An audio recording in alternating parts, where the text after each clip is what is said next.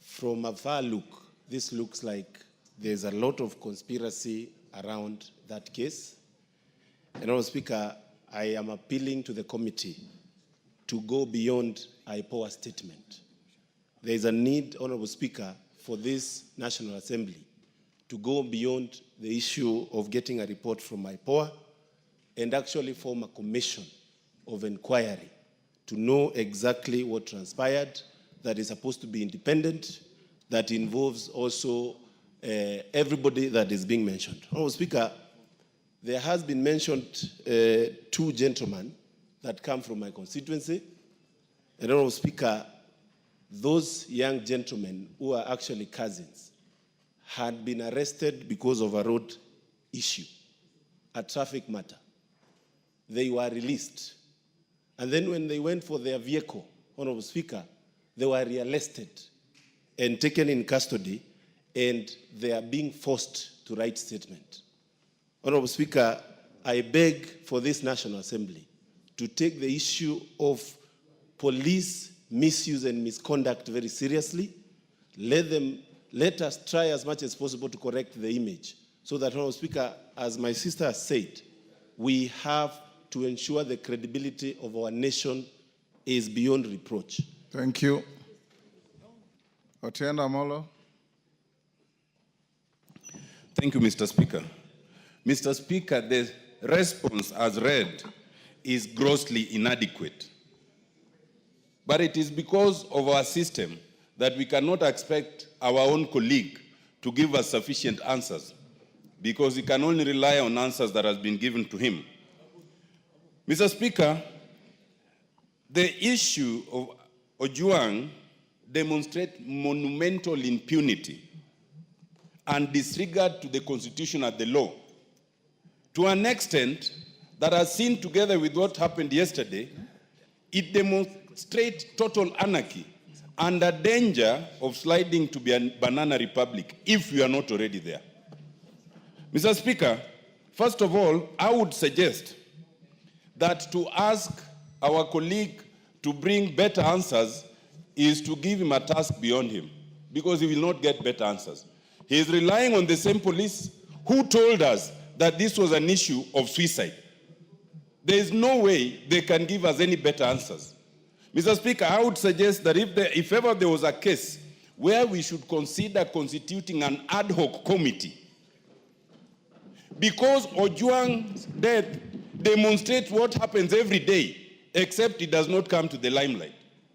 I would suggest that, Mr. Speaker, you consider constituting an ad hoc committee to look into what actually happened, and also to look into what happens to other persons in similar circumstances, so that the police can be brought to order within the Constitution and the law.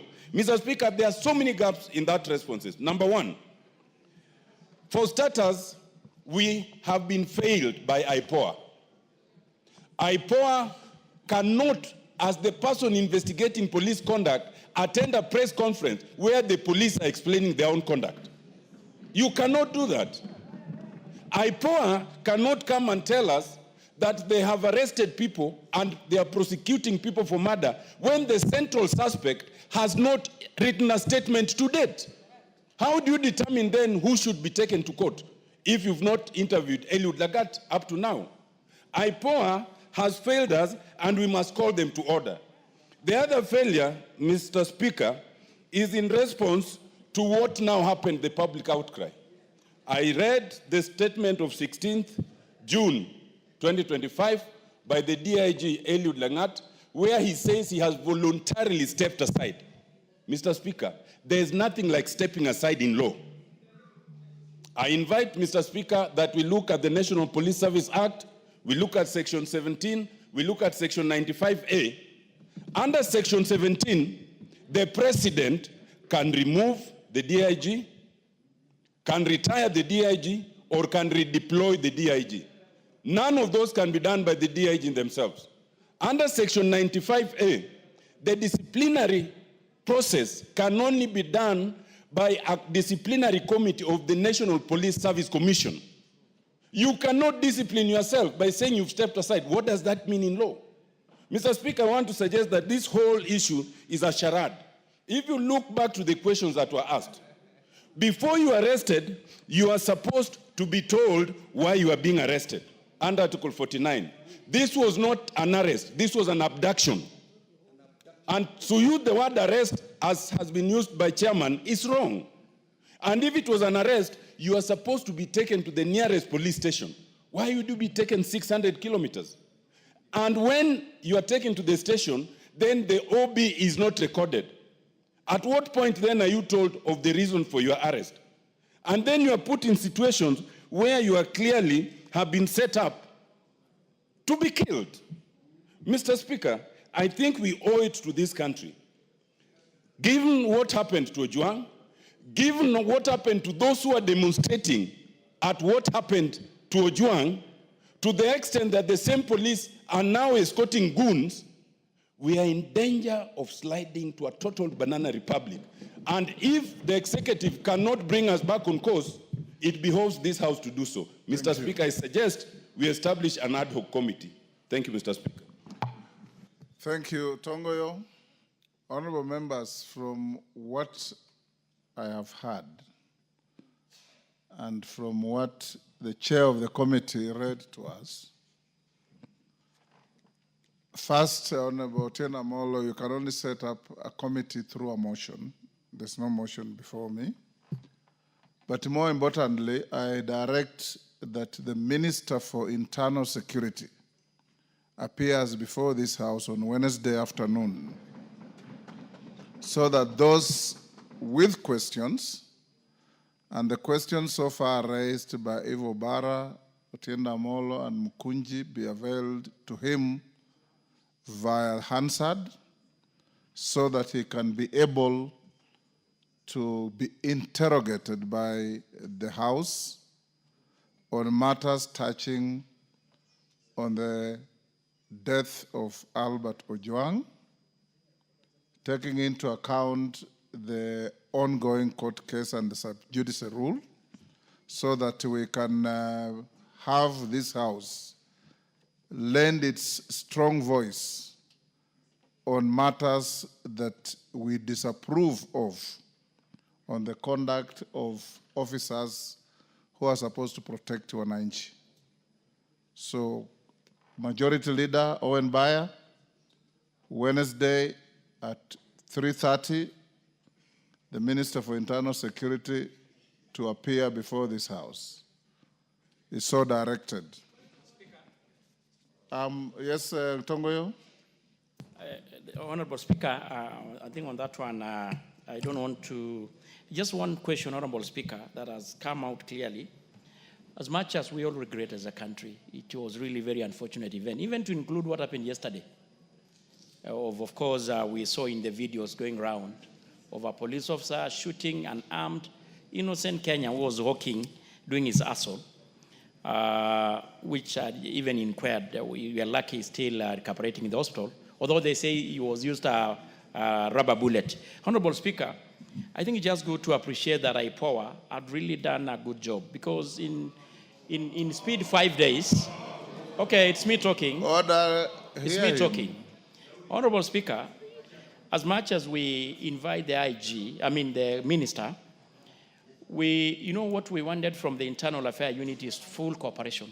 And when we're interrogating, Honorable Speaker, IPOA themselves confirmed to us that the IG and his team were really in full cooperation. Honorable Tongoyo. Yes.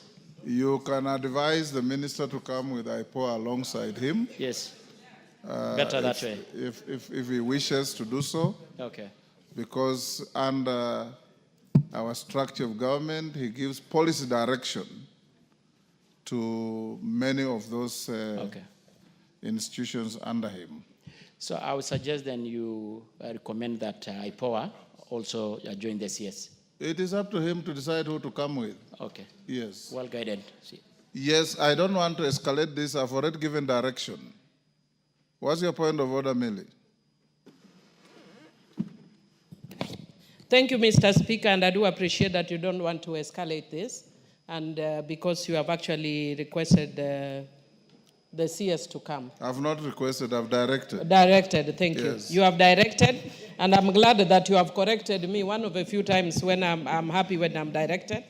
That is directed. Let him be here. And the reason is because the issue of security actually resides in this house. And I know and I want to commend the committee because they've done a very good job. But the house, the entire house needs to be seized of this matter because it's our primary mandate to oversight the security.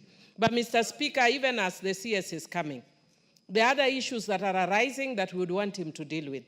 Number one, only 2 days ago, Mr. Onditi died in a police post in my constituency, allegedly by suicide.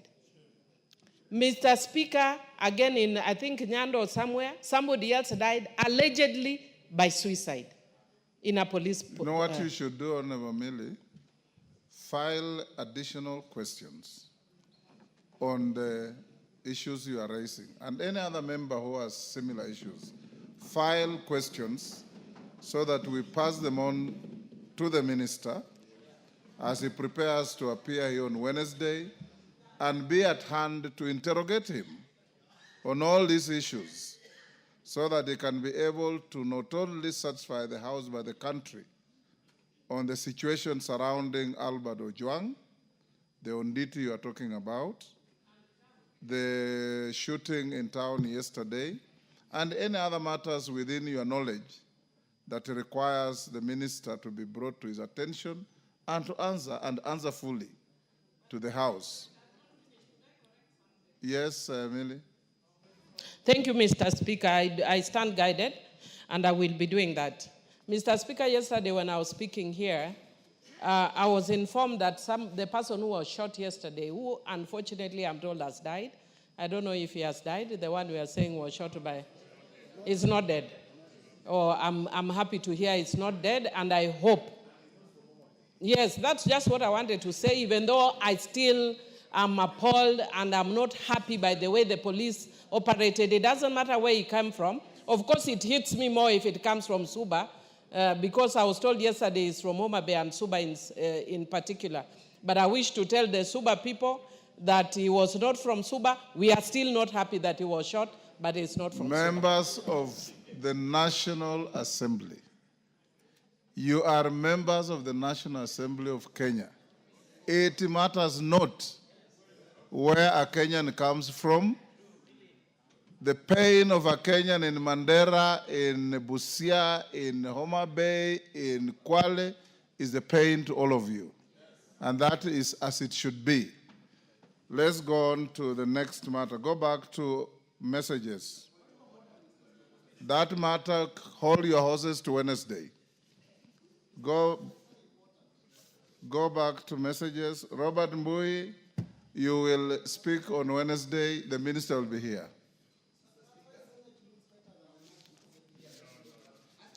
Order number 3. We are not in competition. You are a house, discharge your duties. Order number 3, messages.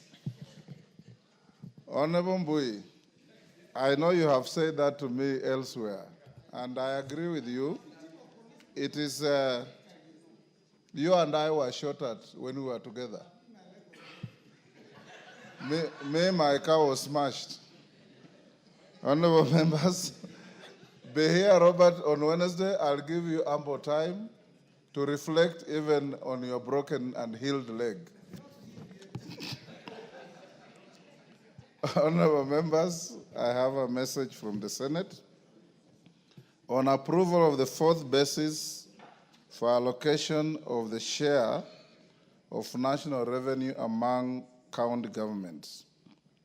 Honorable members, pursuant to the provisions of Standing Order 41-4 of the National Assembly Standing Orders, I wish to report to the House that I have received a message from the Senate regarding the approval of the 4th basis for revenue allocation among county governments in accordance with Article 2173 of the Constitution. Honorable members, the message conveys that on Thursday, 12th June 2025, the Senate considered and approved the 4th basis for allocation among the counties, the share of national revenue that is annually allocated to the county level of government. This consists of the baseline allocation ratio and the formula for distribution for the financial years 2025-26, 2029-30.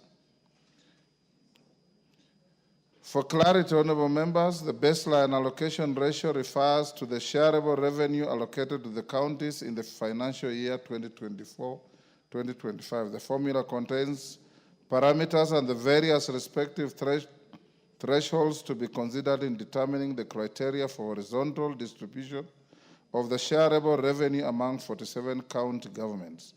The parameters include the basic equal share, population, poverty, and land area.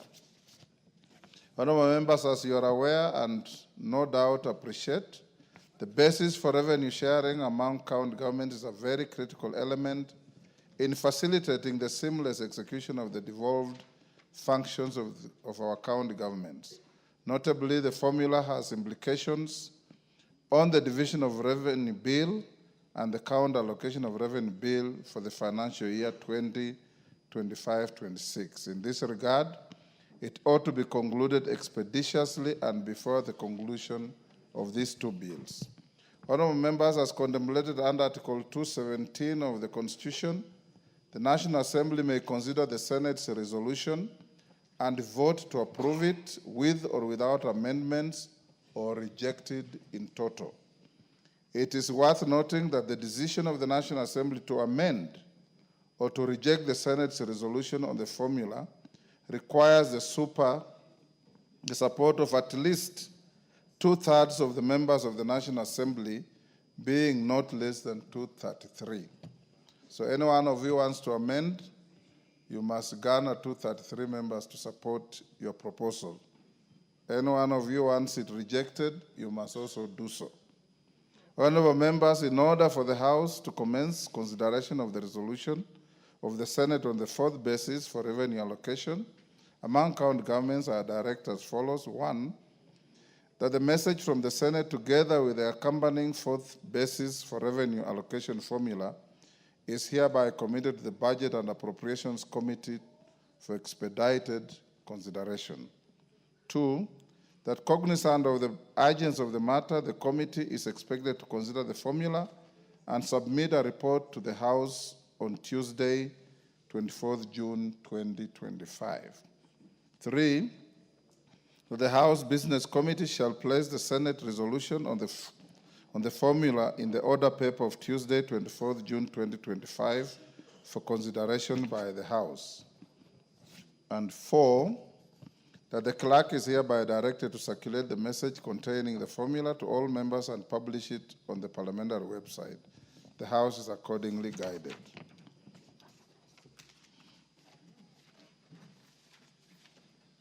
Honorable members, allow me to acknowledge in the Speaker's Gallery, State House Girls, Dagoretti North constituency, Nairobi.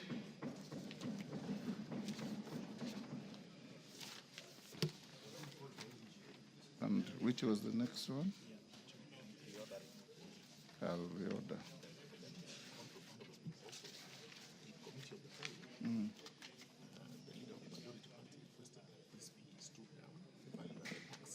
Okay. Honorable members, we have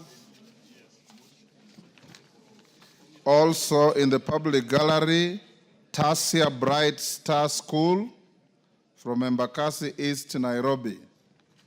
On my behalf and on behalf of the House, I welcome the students, their teachers, and those accompanying them to the House of Parliament. Honorable members, you must have now received the supplementary order paper. It is in circulation already. If you check your system, you'll find it. We have done a response to question 1. I'll stay the remaining 4 questions until we finish the business that I will rearrange. For now, we go back to notices of motion, and I call the chair budget. Had you laid your paper? Okay, go to papers, order number 5. Lay your paper. Order number 5, papers. Thank you, Honorable Speaker. Honorable Speaker, I beg to lay the following paper on the table of the House today, Wednesday, 18th June 2025. Report of the Mediation Committee on the Division of Revenue Bill, National Assembly Bill number 10 of 2025. Call out order number 6. Order number 6, notices of motion. Chair, budget. Honorable Speaker, I beg to give notice of the following motion, that pursuant to the provisions of Article 113 sub 2 of the Constitution and the Standing Order 150 sub 3, this House adopts the report of the Mediation Committee on the Division of Revenue Bill, National Assembly Bill number 10 of 2025, laid on the table of the House on Wednesday, 18 June 2025, and approves the mediated version of the Division of Revenue Bill, National Assembly Bill number 10 of 2025. Thank you. Thank you, Chair. Honorable members, Otienda Mola and Murugara, you had some point of order. You approached the chair to allow you. I give you 1 minute. And Murugara, 1 minute. Thank you. Thank you, Mr. Speaker. Mr. Speaker, we are aware that the chair of the Justice and Legal Affairs Committee presented a report on the public participation on the NG-CDF Constitutional Amendment Bill. We are also aware, Mr. Speaker, that having read the bill for the first reading, we had to wait for the mandatory period as prescribed to elapse. Mr. Speaker, by my count, that period elapsed about 3 days ago. And by law, we should be on the clear to move to the second and third reading so that we can handle fully the question and issue of the constitutional amendment to the Constitution entrenching the NG-CDF. Mr. Speaker, I wanted to seek your direction on the next step so that all members would be clear, because I'm sure most members would want to participate in the second reading, and certainly most members would want to be present during voting. And Mr. Speaker, given the schedules of members, unless this is made clear, we might have a situation where some members do not participate. Mr. Speaker, I wanted to get your indulgence and directions on this, including the possibility of having a discussion, an informal discussion, given that the time usually allocated, not all members may say what they need to say or be briefed. The possibility of having a kamukunji prior to such dates as the Speaker might direct. Mr. Speaker, I ask your guidance on this one. Thank you. Murugara, 1 minute. Give him the mic. Thank you very much, Mr. Speaker. Maybe the supplementary order paper has not yet reached Senior Counsel, Honorable Otiende Amolo. Actually, the matter is listed for debate today, but as he has pleaded, it's valid that these members are informed what this bill entails, what is in the report, and that we are able to internalize this and discuss it and debate it in a manner that is most honorable. But that is not my point of order. Mr. Speaker, sir, I've been accused of being a trade unionist by these members. It is not right, but I don't refuse. I do not refuse that tag, because we actually came to your office the other day last week to inquire about a very important and sensitive matter to these members, the RMLF, which is roads money. You gave us a very good response, and we expected it to go the way you actually responded. Yes. But just about yesterday, we only got 6 million out of it from what had been disbursed. Yes. Maybe, Mr. Speaker, sir, I would equally join Honorable Otiende Amolo that if it pleases you and you wish to convene us in a kamukunji, then you also speak to us about the roads money, because the constituents are agitated, the roads are not in good shape, but most importantly, most of us have committed this money to do the rural roads, which we are supposed to do. Thank you very much, Honorable Speaker. Thank you. Order. Order, Tongoyo. Take your seat. Take. Order, Bensouda. Take your seat. Take the nearest seat.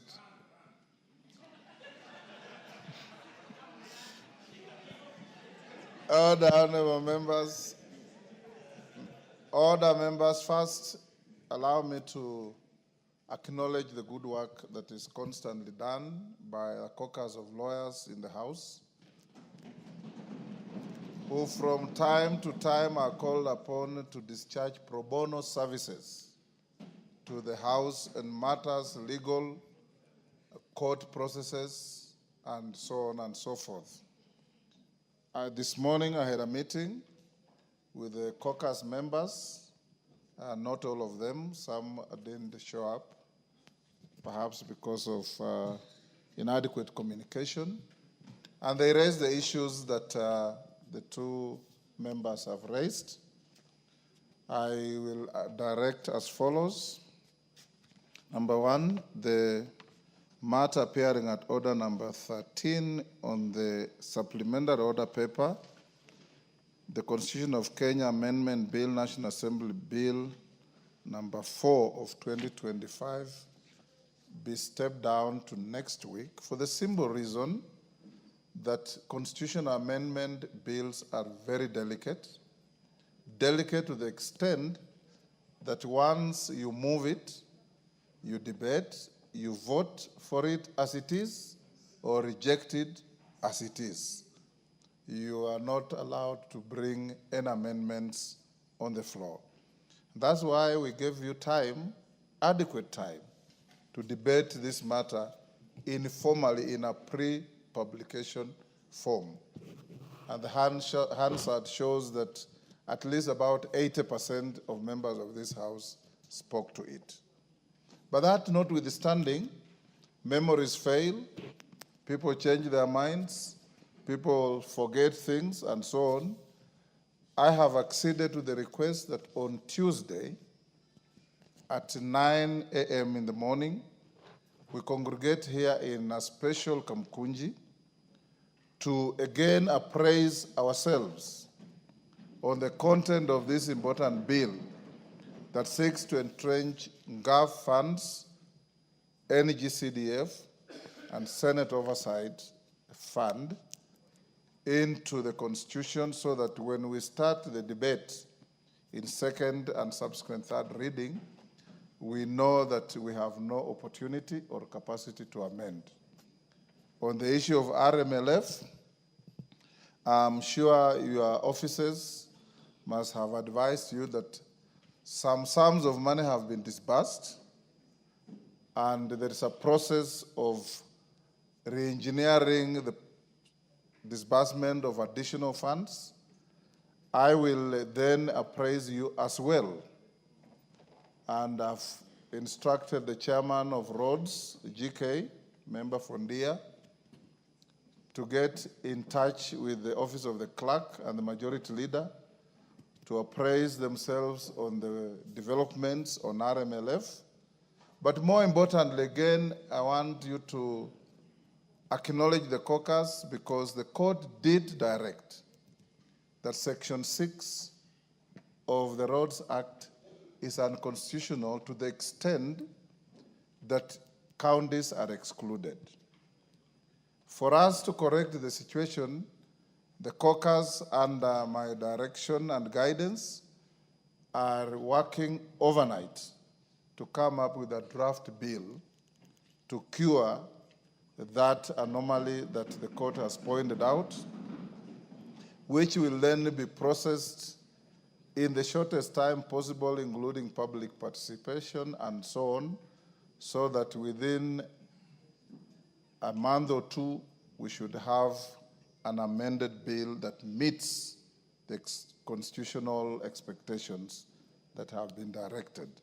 So once again, the caucus, on behalf of the House, we salute you for your not only offer of your time and brain, but the sacrifice you are making to make this House function better. Thank you. As you know, the caucus is co-chaired by the Honorable Otienda Amolo and Chepkonga. Chepkonga is out of the country, but we salute them for their leadership. Honorable members will then reorganize the business of the day. The remainder of the questions to be responded to will come after the committee of the whole. So we'll skip order number 8, order number 9, and order number 10, and go to the committee of the whole. And in the committee of the whole, the majority leader has requested that we step down the order on value-added tax amendment bill, which will come next week, so that we deal with the finance bill and the National Council of Population and Development bill. Equally important, honorable members, as you know the requirement under the law and the Constitution, I have approved requests for amendments from the chairman of the committee, from the majority leader, and from the honorable member for Navaholo, Emmanuel Wangwe, which will be prosecuted in the committee. Honorable members, I'll now direct the clerk to call out order number. Yes.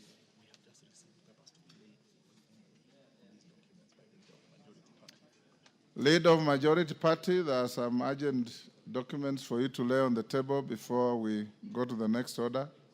Can you do so quickly? Call out order number 5.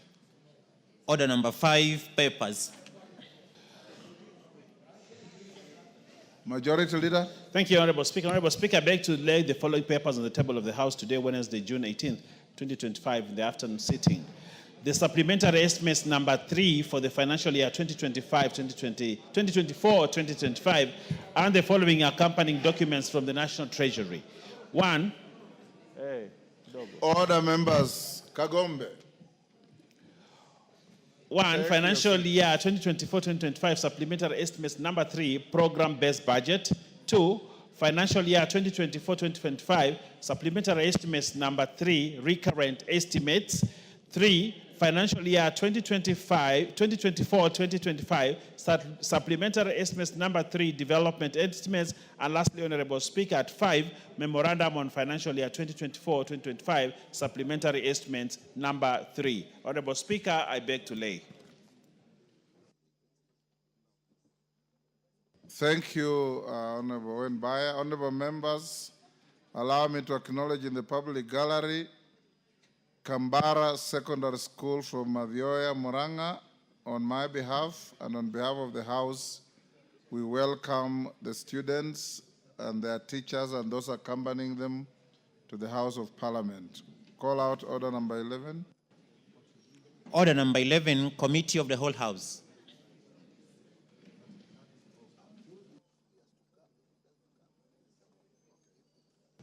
Honorable members, will you be upstanding?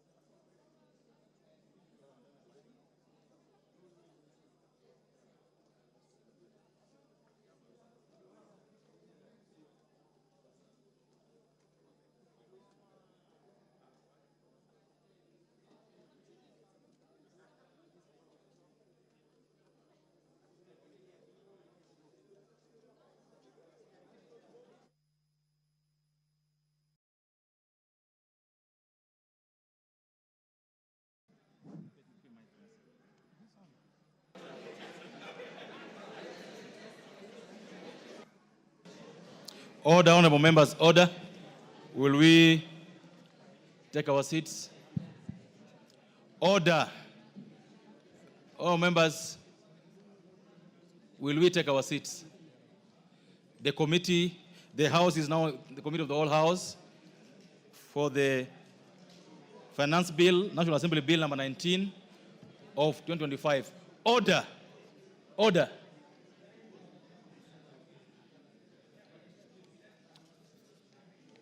The Honorable Soro et al. Order. Could you take your seats?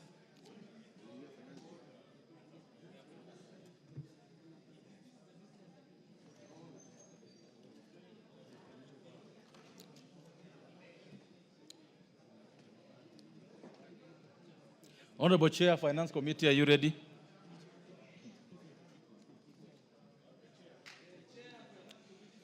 The Honorable Soro, allow the Chair of Finance Committee to do his job. The Honorable Soro, take your seat.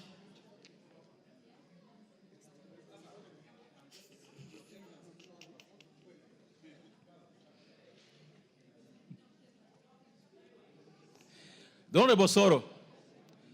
The Honorable Soro, what have you just done?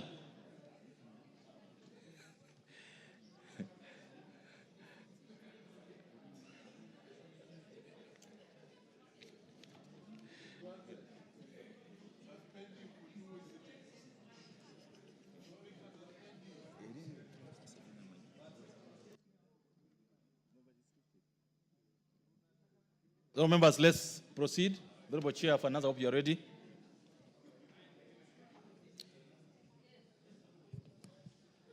Provisions relating to the Income Tax Act, Cap 470, Clause 2.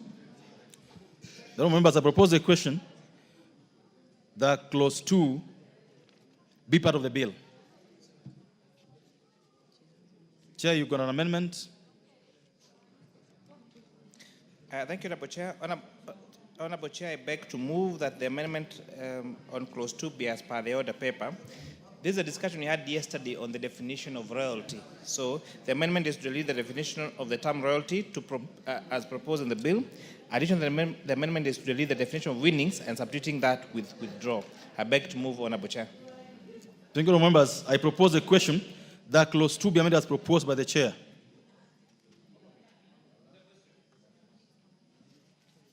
I now propose a question that Clause 2 be amended as proposed by the Chair. Will as many of the opinion say aye? Will as many of the opinion say nay? The ayes have it. I now put the question on honorable members that Clause 2 as amended be part of the bill. Will as many of the opinion say aye? Will as many of the opinion say nay? The ayes have it.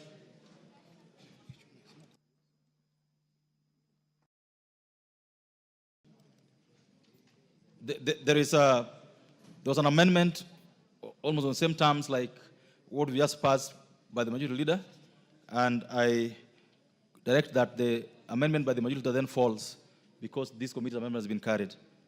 Next. Clauses 3 and 4. Oh, members, I propose a question that clauses 3 and 4 be part of the bill. Because there's an amendment, I now put the question that clauses 3 and 4 be part of the bill. Will as many of the opinion say aye? Will as many of the opinion say nay? The ayes have it. Clause 5. Members, I propose a question that Clause 5 be part of the bill. The Chair of Committee, you got an amendment. Honorable Chair, I beg to move that Clause 5 be amended as per the order paper. This amendment is seeking to remove sale of scrap as income subject to tax under Section 10 of the Income Tax Act. Additionally, this amendment is seeking to include withdrawals made by punters as taxable income under Section 10 of the Income Tax Act. Thank you. Honorable members, I propose a question that Clause 5 be amended as proposed by the Chair of the Finance Committee. If there's no interest on that, I now put the question, members, that Clause 5 be amended as proposed. Will as many of that opinion say aye? Will as many of that opinion say nay? The ayes have it. Members, I now put the question that Clause 5 as amended be part of the bill. Will as many of that opinion say aye? Will as many of that opinion say nay? The ayes have it. Clause 6. Members, I propose a question that Clause 6 be part of the bill. Honorable Chair, you have an amendment to this? So, Honorable Chair, I beg to move that clause 6 is amended as per the order paper. This amendment is seeking to require the Cabinet Secretary to make regulations regarding significant economic presence within 6 months. Honorable Chair, as you may recall, last December we did pass the amendment on significant economic presence tax. However, despite us passing this bill in this House, almost 6 months later, there has not been regulations that have been passed on the same. So this amendment is therefore requiring the Commissioner and by extension the Cabinet Secretary to gazette, to publish regulations to effect the significant economic presence tax as per contained in the tax laws. The significant presence. Members, I propose a question that clause 6 be amended as proposed. I now put the question, therefore, that clause 6 be amended as proposed. Will as many of the opinion say aye? Will as many of the opinion say nay? The ayes have it. Members, I now put the question that clause 6 as amended be part of the bill. Will as many of the opinion say aye? Will as many of the opinion say nay? The ayes have it. Clause 7. Members, clause 7 has no amendment. I propose the question that clause 7 be part of the bill. I now put the question, therefore, that clause 7 be part of the bill. Will as many of the opinion say aye? Will as many of the opinion say nay? The ayes have it. Clause 8. Members, I propose the question that clause 8 be part of the bill. Chairperson, got amendment to this clause? Honorable Chair, I beg to move that clause 8 be amended as per the order paper.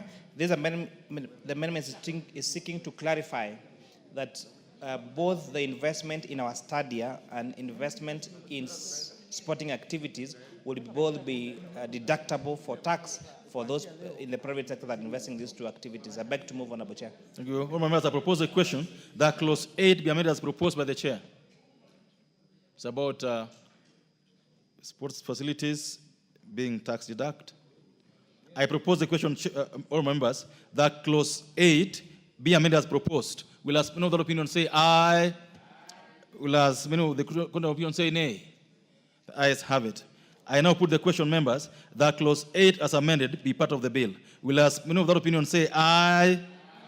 Will as many of the opinion say nay? The ayes have it. Clauses 9 and 10. All members, I propose a question that clauses 9 and 10 be part of the bill. Because there have no amendments, honorable members, I now put the question that clauses 9 and 10 be part of the bill. Will as many of the opinion say aye? Will as many of the contrary opinion say nay? The ayes have it. Clause 11. Members, I propose a question that clause 11 be part of the bill. Move you got an amendment, Chair? Honorable Chair, clause 11 refers to an amendment on country-by-country reporting that requires companies, whether it's surrogate or subsidiary or parent company, and this amendment is seeking now to require the submission of the country-by-country report, since it is the same, to be provided, and it's provided under subsection 2, that it be in the same section. I beg to move, Honorable Chair. All members, I propose a question that clause 11 be amended as proposed by the Chair. I put the question that clause 11 be amended as proposed by the Chair. Will as many of the opinion say aye? Will as many of the opinion say nay? The ayes have it. I now put the question, members, that clause 11 as amended be part of the bill. Will as many of the opinion say aye? Will as many of the opinion say nay? The ayes have it. Clause 12. Members, I propose the question that clause 12 be part of the bill. Oh, members, your chairman, you got amendment to this. Yes, Honorable Chair, clause 12 regards to advance pricing agreement, where you're saying where the taxpayer in an issue with the advance price agreement has provided false information, then that advance price agreement will be declared to be void. Additionally, Honorable Chair, this particular amendment is seeking to provide for timeline in which the Commissioner General, by extension, the Cabinet Secretary, will provide regulations on the enactment of this particular clause 12 in terms of timelines, giving them 6 months to gazette regulations on the enactment of these advance price agreements. I beg to move, Honorable Chair. Thank you. It's an advanced pricing. Members, I propose the question that clause 12 be amended as proposed by the Chair. Honorable Wunda, 1 minute. Chair, as much as the amendment to subsection 5, subclause 5, is timely and important, I think the cabinet secretaries must also act in good faith, knowing the importance and urgency of some of these, the need to operationalize laws. We do not have to put for them specific timelines. It should naturally flow. Probably with the neatness, probably could even do that in the Social Instrument Act, so that all the cabinet secretaries know that within a certain period of time, once a law is in place, we must do this. Because otherwise, within 6 months, it's going to appear in all the laws of this country. All the laws are going to be known as within 6 months. Thank you, Mr. Chair. Thank you. The Honorable Makali Mulu. Yeah, thank you, Mr. Chairman. Mr. Chairman, just wanted to, in an earlier clause, the chairman reported that regulations were supposed to be done in 6 months and they were not done. I don't know whether really we have been, in terms of the time frame, is this realistic? Because I don't think really we need to put time and then they cannot implement. I think we need to get assurance that at the end of the day, Mr. Chairman, that then when we say 6 months, we get regulations in 6 months or whatever needs to be done. Thank you. Thank you. The Honorable Chair. Yes, Honorable Chair, this particular amendment has been necessitated by, again, the experience, for example, with significant economic presence tax, where the ministry requires us to make particular amendments to the law, but then they take all their time to issue regulations. And therefore, we are requiring them to have a timeline in which they must issue those particular regulations. And I think this is, even if it might be monotonous to repeat them in all our respective laws, but it's important, where we require the executive to act on their part, to give them timelines in which they are supposed to act, Honorable Chair. Thank you. Oh, members, I now put the question that clause 12 be amended as proposed by the chair. Will as many of that opinion say aye? Will as many of the opinion say nay? The ayes have it. I now put the question, members, that clause 12 was amended be part of the bill. Will as many of that opinion say aye? Will as many of the opinion say nay? The ayes have it. Clauses 13 and 14. All members, I propose a question that clauses 13 and 14 be part of the bill. And because there's no amendment to them, I now put the question that clauses 13 and 14 be part of the bill. Will as many of that opinion say aye? Will as many of the opinion say nay? The ayes have it. Clause 15. All members, I propose the question that clause 15 be part of the bill. Honorable Chair, you've got an amendment to this. So, Honorable Chair, I beg to move that clause 15 be amended as the order paper. This amendment is to provide that the Commissioner should respond to an application for change of accounting year within 3 months and not 6 months in order to remove inefficiencies. Honorable Chair, again, as I explained in the previous two clauses, we are trying to make sure that the Commissioner is also responsible for timelines. So where, for example, that a taxpayer has applied for changing their financial year, we're reducing their time from the time in which they are supposed to respond from 6 months to 3 months. And Honorable Chair, what you're going to see consistent in the entire amendments that you're doing, where the Commissioner does not respond, then we are saying that that particular application by the taxpayer shall be deemed to have been accepted, so that we also give leeway to the taxpayer and not just power to the Commissioner, so that we also make sure that our tax system is not just fair, but it's also transparent and equitable, Honorable Chair. Thank you. Members, I now propose the question that clause 15 be amended as proposed by the chair. I now put the question that clause 15 be amended as proposed by the chair. Will as many of that opinion say aye? Will as many of the opinion say nay? The ayes have it. Oh, members, I now put the question that clause 15 as amended be part of the bill. Will as many of that opinion say aye? Will as many of the opinion say nay? The ayes have it. Clause 16. Oh, members, I propose the question that clause 16 be part of the bill. With amendments by the chairperson of the committee and the leader of majority. Chairperson. Honorable Chair, I beg to move that clause 16 be amended as per the order paper. This, Honorable Chair, is amending section 35(1)A, which currently exempts only specific commissions paid by resident air operators to non-resident agents for ticket sales. This broad scope leads to taxation of essential foreign expertise, even when such services are complete and available locally. Additionally, this particular amendment is provided for taxation of withdrawals rather than winning in the case of betting. I beg to move, Honorable Chair. Thank you. Members, I propose a question that clause 16 be amended as proposed by the chair. I then put the question that clause 16 be amended as proposed by the chair? Will as many of that opinion say aye? Will as many of the opinion say nay? The ayes have it. I now put the question, members, that clause 16 as amended be part of the bill.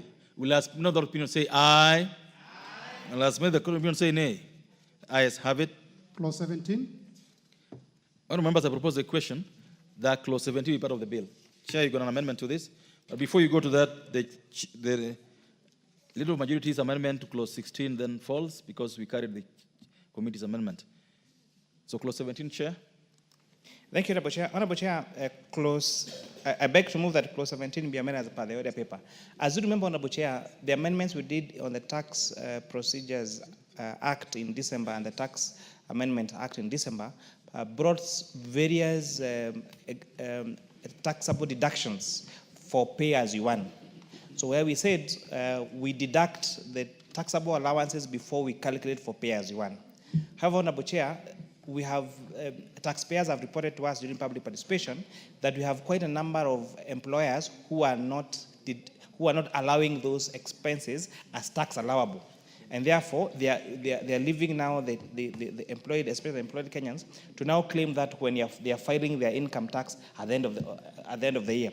So therefore, this amendment is seeking to compel the taxpayer to allow for tax deduction those tax allowable expenses for pay as you earn. I beg to move, Honourable Chair. Oh, members, I propose a question that clause 17 be amended as proposed by the chair. Honourable Omboko. Thank you, Honourable Chair. I want to support that amendment as the chair puts it, because that was a very vital law that we made as a parliament, so that when we are taxing the employees on their payslip, we don't include those statutory elements and deductions. Because when you do so, it's double deduction. In fact, it was meant to leave some more money on the payslips of the workers. Chair, is that correct? And therefore, I want to support it because it is very, very progressive. Remember, one of the biggest challenge we are facing now by the workers of this country is that there are too many levies on their payslips. And this was supposed to actually achieve a situation whereby they have some relief. Thank you, Honourable Chair. Thank you. Honourable Wunda, 1 minute. Quick one. It is possible, Chair, I support, 100% support the amendments as it was done before it's being carried here, but probably the failure to allow all deductions and relief could be out of ignorance, not knowing what was provided for. Not everybody is kept abreast with the changes in the law. Can I ask the chair that once the president assents to this bill and these changes, just run down all the allowed deductions, reliefs and everything, and probably do like the Mwananchi version, whichever you call it. Post it anywhere or circulate it. So both, an employee in the village who has employed a petrol attendant in a village that sells only 10 liters a day will not bother to follow all these processes. Okay. Just do Mwananchi guide, so Kenyans can know. Even Mwalimu Omboko doesn't know all these things. He's now and he's a teacher, a very renowned person. Thank you. But also these small things. Thank you, Honourable Chair. Honourable Chair. Honourable Chair, I would like to assure Professor Undo that Mwalimu Mheshimiwa Amboko is very conversant with these matters. He's on Speaker's panel, is one of the most keen members in this House to follow procedures in the House. The comment made by the Honourable Member for Funyula is a fair comment. That if Omboko doesn't know, what do we expect about that guy down there? I was coming to that, Honourable Chair. We have, Honourable Chair, and on a very and on a very serious, Honourable Chair, one of the consistent remarks we got when we moved across the 10 counties in this country, they were saying our lawmaking process is too technical, even for fairly educated Kenyans. And they were saying we need to have simpler versions of the bill, of the process, and even in our communication. And therefore, this is a call to us as a House, as Parliament, to communicate better in a simpler language, to the executive that implement these particular proposals, to Kenya Revenue Authority to simplify them in an easier way. Honourable Chair, sometimes I have watched adverts from our entities across all the arms of government, especially the executive, Honorable Chair, most of these communications are in English. So we need to have even versions of our bills and our laws in vernacular, so that Kikuyu speaking speaker from Mukinya in my village can understand, so that Tholuo speaking Kenyan from Ukwala can understand what we mean, Honorable Speaker. So I agree with Honorable Oundo from Funyula that we need to simplify the way we communicate our legal making process, because sometimes, even for fairly educated and learned Kenyans, it becomes a bit too technical to understand. Honorable Chair, I've always said, sometimes even when we present these bills to Kenyans, sometimes the proposal is to delete a deletion. And therefore, even when they get to the bill, the proposal is to delete a deletion. So again, you have now to get to the parent act to see what was being deleted, Honorable Chair. And I think we have an obligation to make sure we simplify our communication. Well said. Thank you. The Honorable Mboko. Honorable Chair, what that particular clause means is that once you allow the pay to be deducted on the gross, including the deductions, it means you are actually taxing the workers on money that will not go to them. Basically, that's the basis of it. I just wanted to correct that. I'm the master of this, and that's why I raised it. It's a very good amendment, and actually, the employers must now be compelled to do exactly that. Thank you. Thank you. Oh, members, I put the question. That clause 17 be amended as proposed by the chair. Will as many of that opinion say aye? Will as many of the opinion say nay? Ayes have it. I now put the question, members, that clause 17 as amended be part of the bill. Will as many of that opinion say aye? Will as many of the court of opinion say nay? Ayes have it. Clauses 18, 19, 20, 21, 22, 23, 24, and 25. Members, I propose a question. That clauses 18, clause 18, 19, 20, 21, 22, 23, 24, and 25 be amended, be part of the bill. Members, those clauses have no amendments. I therefore put the question that clauses 18, 19, 20, 21, 22, 23, 24, and 25 be part of the bill. Will as many of that opinion say aye? Will as many of the opinion say nay? Ayes have it. Clause 26. Members, I propose a question that clause 26 be part of the bill. This is an amendment by the Honorable Chair. Honorable Chair, I beg to move that clause 26 be amended as per the order paper. This amendment is to allow for investment allowance for a spectrum license by a telecommunication operator. Additionally, Honorable Chair, this amendment is to retain 100% investment allowance deduction for investment outside Nairobi and Mombasa. Honorable Chair, as I said yesterday, this investment allowance for spectrum license is going to ensure that we have more coverage of network across the country. It is really unfortunate, Honorable Chair, that in 2025, we still have some parts of this country that there's no power, there's no telephone connectivity. And are you moving? This particular amendment, Honorable Chair, is seeking order. Which one are you moving? 27. Yeah, move 26 first. Oh, sorry. No, oh, yes. Okay. Sorry. Honorable Chair, I beg to move that clause 26 be amended as per the order paper.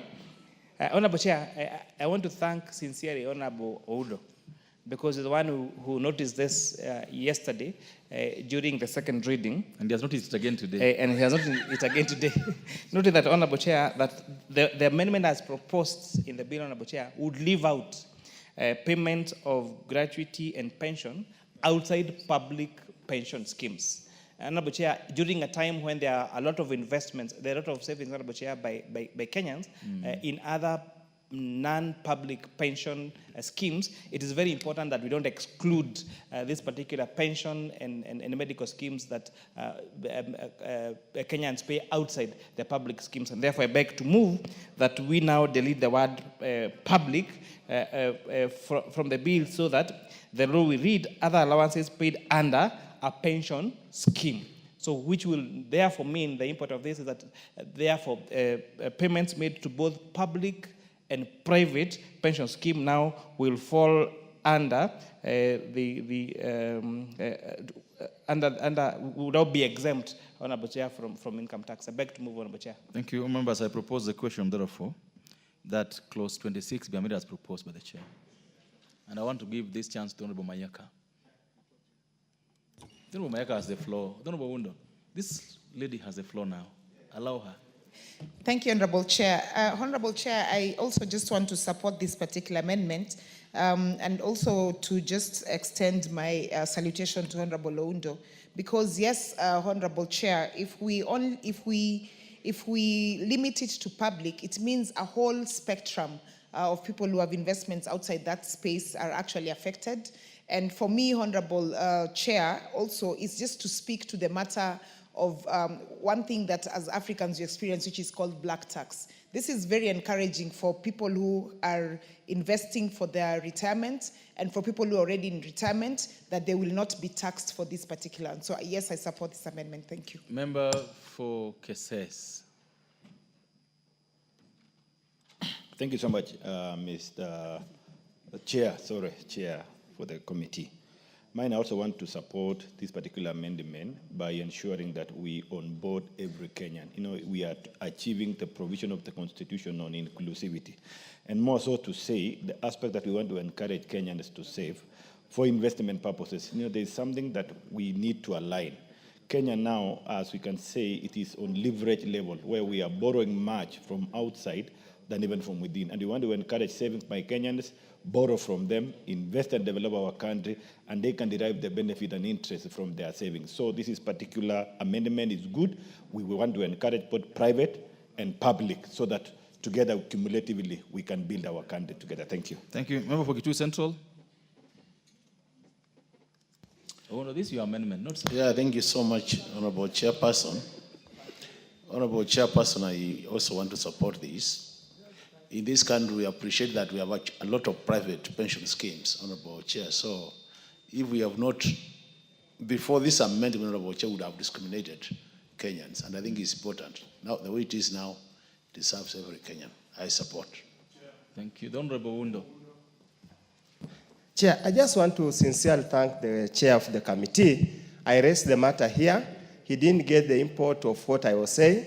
As we walked out of the chamber, and you know, most of them deal with very more important things out of the formal arrangement. So I encourage there must be quite a lot of informal discussions. That's where we tied it up.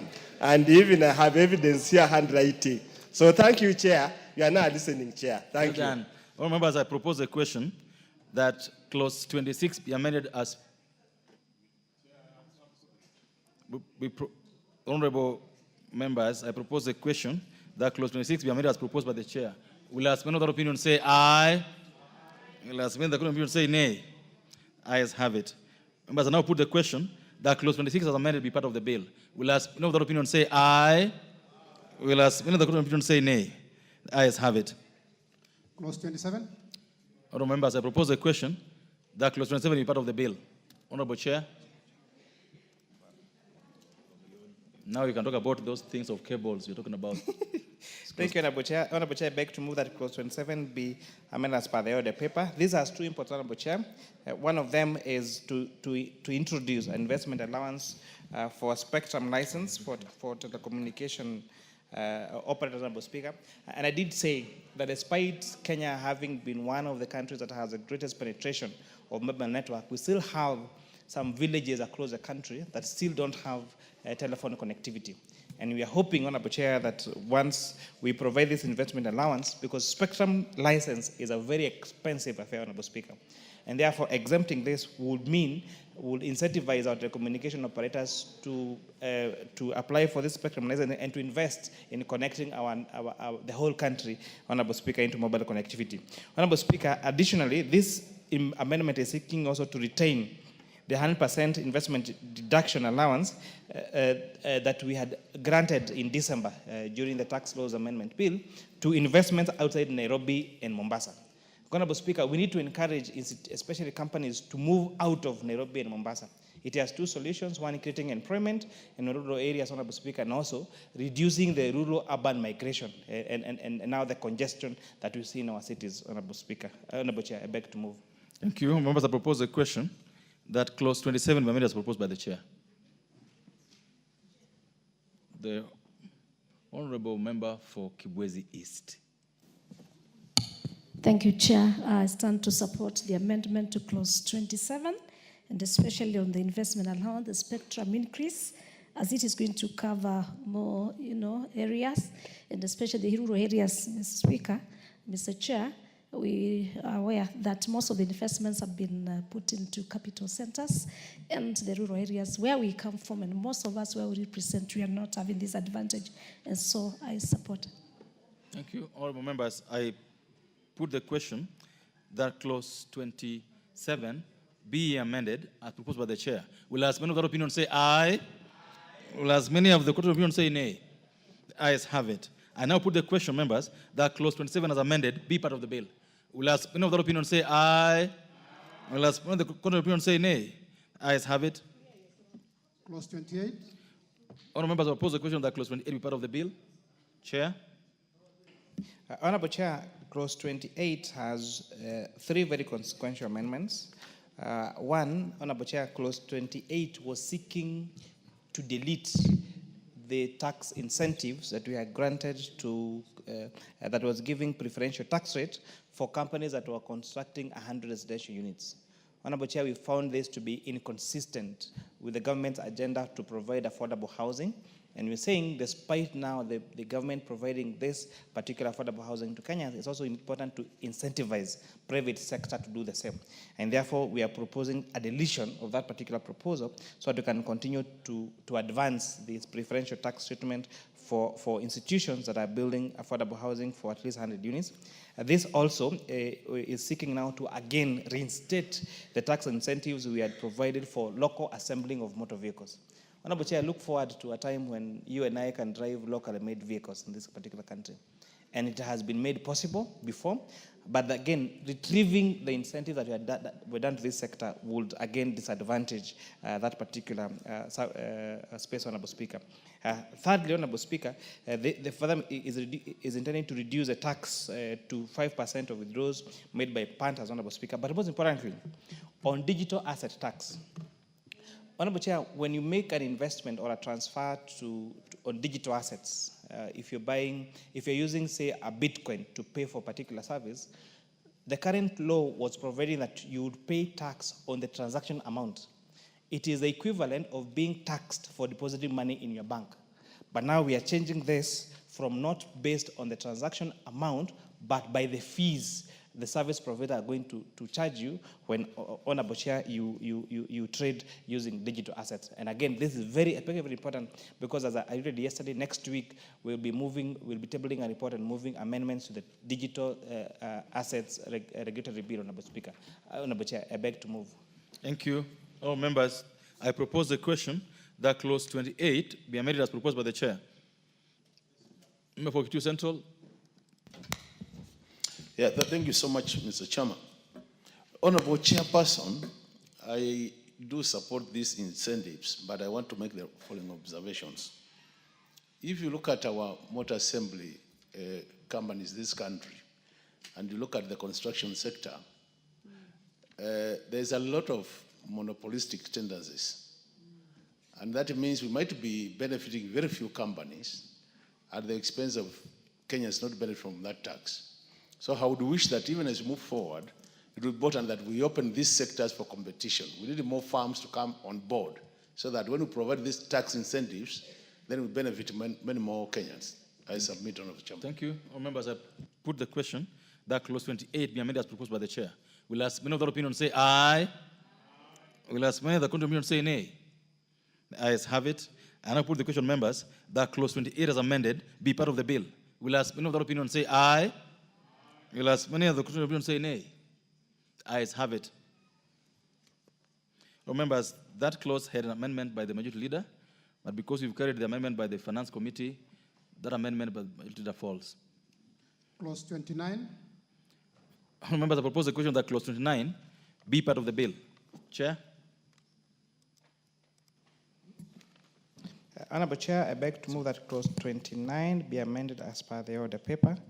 Honorable Chair, this is just a cleanup In fact, the impact of this amendment is just to have a comma immediately after the word individual, so that the law now will read in paragraph 6 to H5, but then the words an individual, then comma, immediately after the word where. So it's mainly a cleanup, Honorable Chair. Thank you, members. I propose a question that clause 29 be amended as proposed by the chair. Member for Kibozi East. Thank you, Chair. I rise also to support the cleanup. Chair, in law, interpretation, a comma means a lot. Correct. It means a lot, so it can change the whole meaning, and so I support the cleanup. Thank you. Members, I put the question that clause 29 be amended as proposed by the chair. Will ask many of that opinion say aye. Will ask many of the opinion say nay. Ayes have it. Members, I now put the question that clause 29 be amended.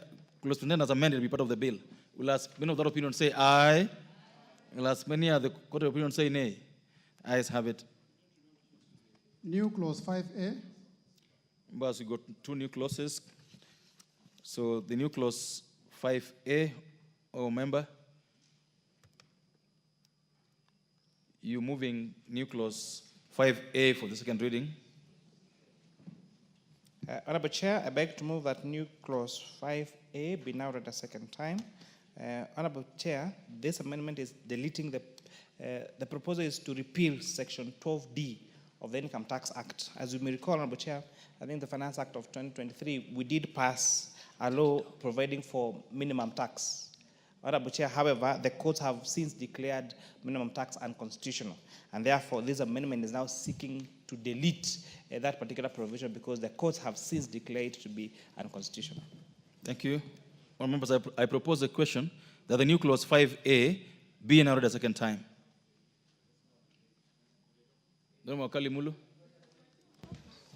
Yeah. Honorable Chairperson, how I wish that the chairperson would have provided more details in terms of when you say the courts have declared unconstitutional. Is it leading to discrimination? What is really the issue? Because that is not coming out clear. Honorable Chair. So, Honorable Chair, Section 12D of the Income Tax Act is the one that was providing for minimum tax. It's a whole 12D, 1 and 1A. However, Honorable Speaker, this particular proposal was challenged in our courts and was said you cannot tax a loss. That for you to pay tax in Kenya, you need to have derived an income from that particular activity. And therefore, Honorable Speaker, requiring that businesses pay minimum tax would mean then they would be required to pay tax whether or not they paid, whether or not they derived income in Kenya. And therefore, it's for that merit that the court declared that unconstitutional. And it's also important to note that that particular ruling was not challenged. And therefore, continuing to have this Section 12D in our books, is senseless. And therefore, now the move to now repeal Section 12D of the Income Tax Act. Makes a lot of sense, honorable members. I therefore put the question that the new clause 5A be now read a second time. We'll ask many of that opinion say aye. We'll ask many other opinion say nay. The ayes have it. Honorable members, I now propose the question that the new clause 5A be part of the bill.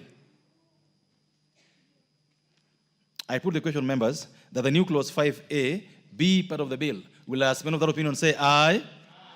We'll ask many other opinion say nay. The ayes have it. We go to the next order. Honorable members, I wish to recognize in the presence of the speakers, in the speakers gallery, the presence of students from St. Joseph Girls Kipsaina, KAU South Constituency, Elgeyo Marakwet County. They are welcome to Parliament to follow our proceedings this afternoon and to the Houses of Parliament. Thank you. Next order. New clause 6A. Members, I propose the question. No, I wish to call the mover to move the new clause 6A for second reading. So, Honorable Chair, I beg to move that new clause 6A be now read a second time. As you may recall, Honorable Chair, we did move an amendment on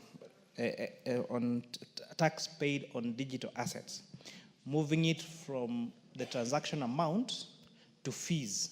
And therefore, this is a subsectional amendment that now is seeking now to introduce a new clause so that that digital asset tax is now based on the fees charged on virtual asset providers and not on the transaction amount. I beg to move, Honorable Chair. Members, I propose a question. The new clause 6A being read a second time. I think it's self-explanatory. And now put the question that the new clause 6A be now read a second time. Will ask many of the opinion say aye. Will ask many of the court of opinion say nay. Ayes have it. I now propose the question, members, that the new clause 6A be part of the bill. I put the question that the new clause 6A be part of the bill. Will ask many of the opinion say aye. Will ask many of the court of opinion say nay. Ayes have it. Provisions relating to the Value Added Tax Act, Cap 476, Clause 30 and 31. Members, I propose a question that clauses 30 and 31 be part of the bill. Because there are no amendments, I put the question that clauses 30 and 31 be part of the bill. Will ask many of the opinion say aye. Will ask many of the court of opinion say nay. The ayes have it. Clause 32. I propose a question, members, that clause 32 be part of the bill. Chairperson. So, Honorable Chair, just to give a brief of where we are so far, the Finance Bill of 2025 was seeking to amend 5 different laws: the Income Tax Act, the Value Added Tax Act, the Excise Duty Act, the Tax Procedures Act, and the Miscellaneous Fees and Levies Act. So far we've now dealt with all the proposed amendment in the Income Tax Act, and now we are now in the next statute that now this Finance Bill is seeking to amend, which is a Value Added Tax Act. So, Honorable Chair, I beg to move that Clause 32 be amended as per the order paper. This amendment is seeking to retain the provision allowing the option to offset excess tax under any written law. And paragraph EA, we are saying that this was introduced to allow refunds for incidents of permanent credits arose due to changes in rates of tax. While the intention was to resolve an issue caused by legislation, the provision has failed to take effect due to technical drafting flaw. So, Honorable Chair, this particular provision, to avoid all the tax refund requests that KRA seems to get every time, that I alluded that we have only a budget of around 5 billion, despite tax refunds going to in excess of 50 billion shillings, Honorable Chair. Now, this is a cleanup to make sure that taxpayers are allowed to offset their current tax liabilities from excess tax that they might have paid, even if that was a different tax bracket, Honorable Speaker. Honorable Chair. That would mean that in the event, for example, you had overpaid your input tax, you are allowed to offset your input tax, whether from your corporation tax, from pay as you want, or from any other tax head that you may have in your tax obligation. I beg to move, Honorable Chair. Thank you. All members, I propose a question that clause 32 be amended as proposed by the chair. Yes, Honorable Member for Funyula. I sincerely thank and I want to strongly support this amendment as moved by the chair of the committee. All taxes are paid to KRA. It is received, whether it's different accounts or what, it all belongs to KRA. So it should be simple entry, exit, then the bottom line. So this issue of compartmentalization, I don't know, this is VAT, this is payee, this is excise duty, this is a very progressive way of getting things done. I support and I wish you good life and long life. Members, I put the question that clause 32 as amended as proposed. Will as many other opinion say aye? And as many other opinion say nay? The ayes have it. But I now put the question that clause 32 as amended be part of the bill. Will as many other opinion say aye? And as many other opinion say nay? The ayes have it. Clauses 33, 34, and 35. Honourable members, I propose a question that clauses 33, 34, and 35 be part of the bill. And there be no amendment to those clauses. I put the question that clauses 33, 34, and 35 be part of the bill. Will as many of the opinion say aye? Will as many of the opinion say nay? The ayes have it. Clause 36. Members, I propose a question that clause 36 is part of the bill. And that clause 36 has 3 proposed amendments. One by the Finance Committee, another by a little majority, and one with Honorable Wangwe. So if we carry the chairperson's amendments, then the other ones will fall accordingly. The amendments have to be moved first before you talk to it. You have to move the amendment, Chair. Honorable Chair, I beg to move that clause 36 be amended as per the order paper. Honorable Chair, in as much as we want to clean the first and second schedule of the VAT Act, we need to be sensitive to matters that are of great concerns to Kenyans.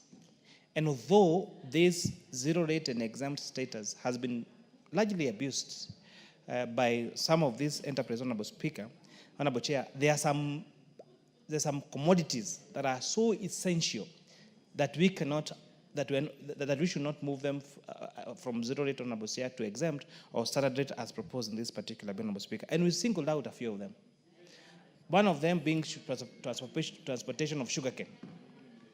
Because, Honorable Chair, why sugarcane stands out is because sugarcane is such a bulk item, such a heavy item, that one of the largest costs in value addition of sugarcane is actually the transportation cost of those particular sugarcane, Honorable Speaker. Secondly, is zero rating status of electric motorcycles, electric bicycles, Honorable Speaker. As you've noticed, nowadays, if you move around Nairobi, most of the boda guys and most of the taxi hailing services that do deliveries are both electric motorcycles and electric bicycles. And Honorable Chair, we noticed something very unique, especially the inclusion of electric bicycles, Honorable Chair, in our country, has actually made even, especially ladies, now do that taxi hailing services even more. Honorable Chair, as you move around Nairobi, you'll see there are these motorcycles that have their lights on and they have something round near the steering wheel. So that's how you know. Okay, that's one of the ways you know an electric motorcycle. And this has been made because this House made a deliberate decision in the Finance Act of 2023 to provide zero rating status for local assembly of electric motorcycles, electric bicycles, and electric buses, Honorable Speaker. And we must therefore be consistent in our tax regime. We cannot December say, you're granting this exemption to you, come invest in our country, build electric motorcycles, build electric bicycles, build electric buses, Honorable Speaker, only for us to take away that particular incentive 6 months later. We must be consistent so that we allow investment in our country, Honorable Speaker. Secondly, this particular amendment is also seeking to clarify the following items as exempt: mosquito repellent inputs and machinery, Honorable Speaker, Honorable Chair. In 2025, we still have a big challenge with mosquito menace in our country, Honorable Chair. And I know from the region you come from, you know, the issue of malaria infections, the issue of mosquitoes is such a great issue. And therefore, we are hoping that granting this exemption to manufacturer of this equipment that will be used to fight mosquito, Honorable Speaker, will go a long way to not just creating employment in Kenya, not just bringing investment in our country, but also in our fight against malaria. I beg to move, Honorable Chair. Well, members, I propose the question that clause 36 be amended as proposed by the chair. The first bite on this would be the Honorable Wangwe. Thank you, Honorable Speaker. Honorable Speaker, allow me to thank the Chair of Finance that he has really considered the issue of sugarcane transportation. And Honorable Speaker, looking at the component of fuel, by the time you get the costing of fuel into the commodity under manufacturing, already, Honorable Speaker, you've taxed the fuel. You've already loaded onto it the tax component. Therefore, Honorable Speaker, by you again taxing it at the consumption level, meaning the production level, it would amount to double taxation, Honorable Speaker. Therefore, I'm happy that the Chair has listened to it, and we want to agree with him, and I support. Honorable Maungu. Thank you, Chair. I listened to the Chair express the issue of that clause, and with regard to the sugar industry, Chair, I come from the sugar area, and I'm in support with what Chair, the gentleman seated before me is not allowing me to debate. Honorable Mboko, you'll get a chance. Just relax. No. Chair, I'm not talking about Honorable Mboko, I'm talking about Honorable Kaluma here. who is Honorable Kaluma. interfering with my Honorable contribution. Kaluma, this is not your chance. This is the chance for the Honorable member from Luanda. No, you are interfering with him. Allow him to contribute.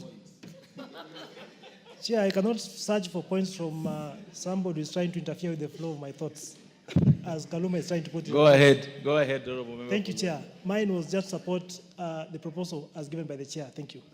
Member for Seme. Thank you, Mr. Speaker. Chair, I actually support. It's actually ridiculous. I don't know what was happening to us. How can you put tax on transportation while this person has used fuel? The fuel itself has been taxed. Maybe I didn't notice. I admit I was sleeping that time. So I support. And the issue of mosquitoes, anything that will actually help reduce the cost of healthcare is actually something which should be exempt. So I support these amendments. Member for Muhaya. Yes, okay. Have the mic here. Yes. Somewhat. Chair, did you give me a chance? Yes, you're the member for Muhaya, not so. Oh, thank you. You know, I'm easily identified as Mwalimu Mboko Milemba. I want to support that amendment. Number one, it really deals with the disease malaria and makes it very easy for investment in that section. Number two, sugarcane, which the transport cost is higher than any other cost. But more fundamentally, Chair, is the issue of the electric motorcycles and bikes, because that's the way we want to go. And it will reduce our usage of our foreign exchange to importation of oil. Thank you, Honorable Speaker. Member for Home Bay Town. Yes, I thank you, Chair. Chair, this idea of zero rating, we may be postponing it, but we need to think about it very deeply. Because we are zero rating very many products, but we have no evidence that by zero rating, the benefit goes to the local person or the consumer. Look, for instance, this thing we are calling transportation cost for sugarcane. Number one, how do you prove that these products are being used on tractors? Any vehicle can be fueled. But number two, how does the benefit go to the local person? We've had cases, Chair, where a person, something like bread is being zero rated. I know we fear touching those things, and it is only for that reason that I'll support this.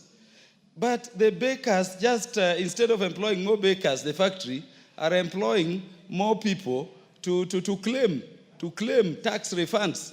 And we are in a situation where tax expenditure, we were being told by the Chair, is standing at 550 billion in a year.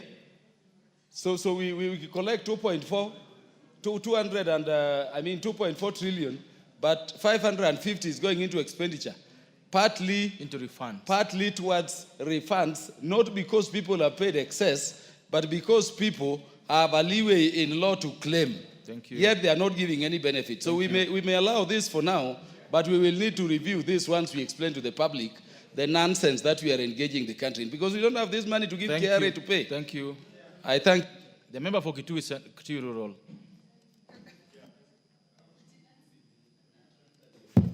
Chair, let me also support this amendment. Chair, the tax expenditure in this country, as it has been indicated, is 550. Of this, 60% is on VAT alone. And here, we cannot really say, because what is happening is that most of these manufacturers, they still input the VAT at the final product. Then they go back and claim input VAT. Chair, as we stand now, KRA is not able to do the refunds. So I support.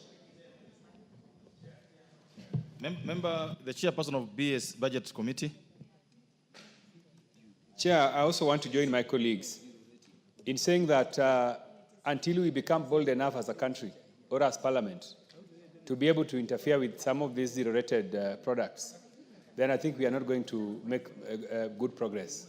Honorable Speaker, one of the strategies that we have proposed as Budget Committee towards realizing our revenue targets is to cancel all zero-rated items from the books.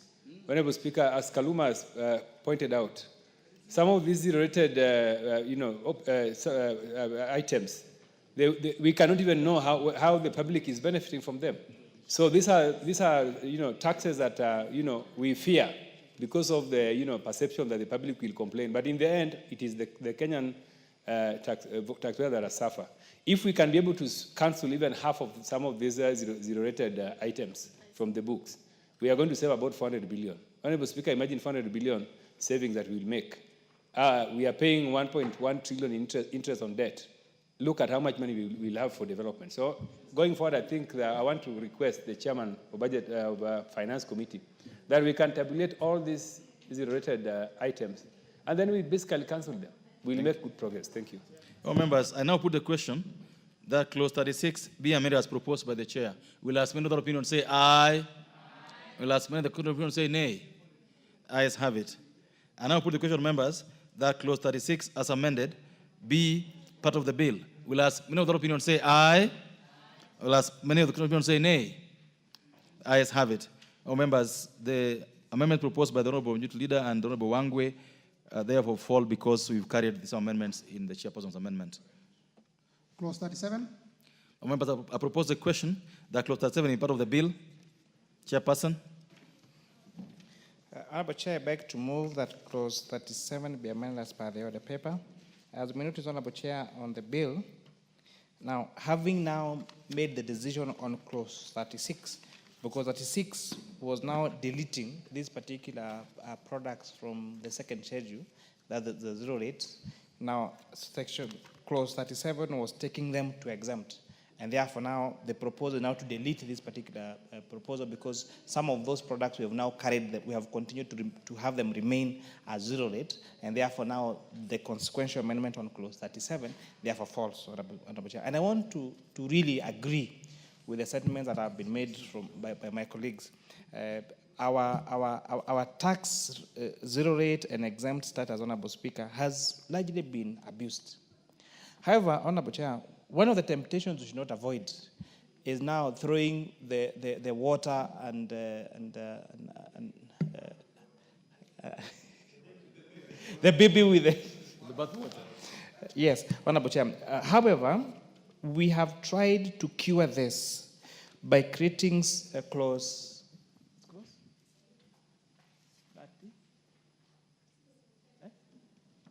35. We have tried to cure this by introducing a clause 35. 36A, you mean? And if I call you clause 35, that we are amending the VAT Act by inserting the following new paragraph: where a person imports or purchases goods or services which are exempt or zero rated, and the person subsequent disposes of or uses the goods or services supplied in a matter inconsistent with the purpose for which the goods or services were exempted or zero-rated, the person shall be liable to pay tax on the goods or services at the applicable rate at the time of disposal or inconsistent use. So we are trying to tighten, even as we wait to clean up the first and second schedule of the VAT Act, to now try to require, Honorable Chair, that where someone uses the goods, as Honorable Kaluma explained on the transportation of sugarcane, in a way that is inconsistent with the reason why that particular good was exempt or zero rate, then they will be required now to pay the equivalent of that tax, Honorable Chair. I'm hoping that KRA will use this administrative and legislative framework to try to cure the mischief around this zero rate and exempt status, Honorable Chair. Members, I propose a question that clause 37 be amended as proposed by the chair. Honorable Wundo.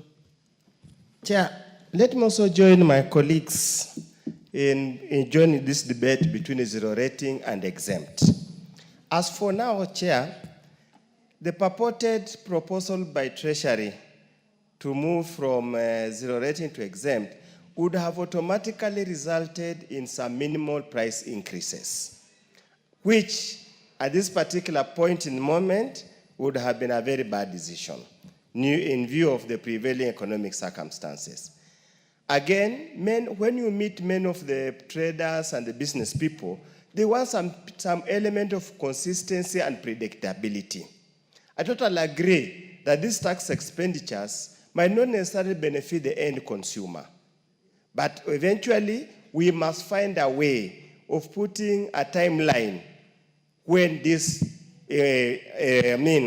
from zero rating to exempt will happen, so that everybody knows after 2 to 3 years, this is what will happen. But just all of a sudden, it was changes last year, another changes here, it's so disruptive. So as my colleagues have said, and let me throw to the committee, we need to start a process that can be predictable over time. That this will change this way, this will change the following year, so that everybody prepares adequately. Thank you, Honorable Chair. Thank you. Honorable Wangwe. Thank you, Honorable Speaker. Honorable Speaker, once more I want to thank the Chair of Finance. By him now correcting the issue after the voting in the Section 36, it puts to rest, Honorable Speaker, Honorable Chair, any avenue for corruption. What is likely to happen, Honorable Chair, is that the tax agents will take advantage that this is not aligned with the initial provision in Section 36. Now to even now go and find out more in terms of pushing the traders to give them more money for nothing. Therefore, Honorable Speaker, the cleanup is important, is timely, and I would want to say thank you, and I support this amendment. So, members, I put the question that clause 37 be amended as proposed by the chair. Will as many other opinion say aye? Will as many other opinion say nay? Ayes have it. I now put the question, members, that clause 37 as amended be part of the bill. Will as many other opinion say aye? Will as many other opinion say nay? Ayes have it. Members, there was a proposed amendment by the Honorable Wangwe, which falls because the substance of the same has been carried by the committee's amendment. New clause 30A. The Honorable Chair move new clause 30A for second reading. Honorable Chair, I beg to move that clause 38 be now read. No, it's 30A. No. Oh, new clause 30A. 38 and 30A. Clause 30A. So, Honorable Chair, I beg to move that new clause 30A be now read a second time. This amendment is seeking to provide that the VAT payable on disposable realization of a security for a debt should be paid by the debtor. Honorable Chair, this new clause reads as follows. Section 5 of the VAT Act is amended by deleting subsection 3 and substituting therefore the following new subsection. The tax on taxable supply shall be a liability of the registered person making the supply and subject to the provision of this Act relating to accounting and payment shall become due at the time of supply. Provided that where the taxable supply involves a sale or an auction of goods or recover and paid debt to enforce or give effect to a security charge or encumbrance, tax on the taxable supply shall, subject to the provision of this Act, be the liability of the debtor. Honorable Chair, as you may, for example, if a credit lending entity recovers an item from a security item from you, so maybe it was a motor vehicle, then the sale of that item is a vatable transaction. So this now, the creditor wants to recover the debt that they advanced you. And therefore now we are requiring that the debtor be the one who is eligible to pay for the tax payable for that particular good when now it's being auctioned or repossessed from the debtor. So we are taking the obligation from the creditor to the debtor.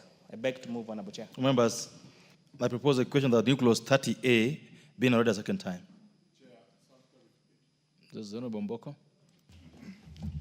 It's important that, Chair, you come back and clarify the real importance of that process, because you are now transferring the tax to be paid by the debtor. Thank you. So that the country and ourselves, especially me, I may understand how beneficial this will be. Thank you, Chair. Member for Nandi. Honorable Chair, I think Mwalimu Mboko Milema has been able to prosecute my concern as well, because, Honorable Chair, looking at it, it looks like the person who was not even able to to settle their bills or their debts is again added a further liability of paying the taxes that is owed by the taxing institution. So, Honorable Chair, I think the Chair should do us justice to explain it to us so that probably we can get another perspective, because so far the perspective we are getting is an addition of a burden to the person who is already not able to pay their debts. Member for Samburu West. Thank you, Chairman. I do not understand the import at all of this amendment, Chairman, because the creditor will probably sell whatever needs to be sold and will be able to recover not only the amount that was owed, but including even profit, whatever, they'll get more than probably because maybe what you used as a guarantee will be sold at a more expensive, they will receive more money. And then the person who was not able to pay that loan or debt is now being told, pay tax, you pay tax. So I don't understand how KRA will be able to raise money from this. It should just continue to be the creditor so that when they're disposing whatever asset it is, they factor in the tax. So it is important for the chairman to explain this, otherwise I will definitely oppose. The Honorable, I don't want a debate on this matter because the question is the same. She should just clarify to us. The member for Dagoretti North. Thank you, Chair. Mine is just to understand. You see, when you bring in such a proposal, you must start asking yourselves who are normally the debtors and who are the creditors. I think that is what every Kenyan will be trying to ask he or herself. What does this come? Because I'll put it, for example, mortgage. This can be very well also misused in many, many assets, not just small assets we are looking at, but a bank can really go rogue using this. Yeah. Chairman, all they're saying clarity. So you're paying the auctioneer's fee, you've paid the debt, then they put all this together, then you carry the tax on all this. Is that the position, and why must that happen? That's the question. So maybe let us start from the time when a credit entity issues a loan to a debtor. The issue of that loan is exempt. So the issue of that loan, when they are loaning you for this to buy your asset, then that is an exempt transaction. Then you default, for whatever reason, to honor your obligation. But there was a collateral in which now you're being advanced, and which transaction was exempt. But now we are telling now the creditor that when now they dispose of these assets to pay off this obligation, that is a taxable transaction. So it means that when they were advancing the payment to you, it was at a quote-unquote a cheaper rate because it was exempt. But now when they are trying to recover the costs, then you're requiring them to pay VAT on that particular transaction, which now makes it difficult for them to recover the costs of the loan that they advanced to you. And therefore they're saying that now that it is, the obligation now to pay that particular transaction should fall on the defaulter and not on the financing transaction. But in terms of whether that can be abused, Honorable Chair, there is very good safeguards on principles of credit lending, where the interest should not be more than the principal amount that was loaned to an entity, and therefore, even though there is merit in what members are raising, I think that can be cured administratively by making sure that the cost does not fall more than the cost of that particular item to the loanee, Honorable Chair. But just order.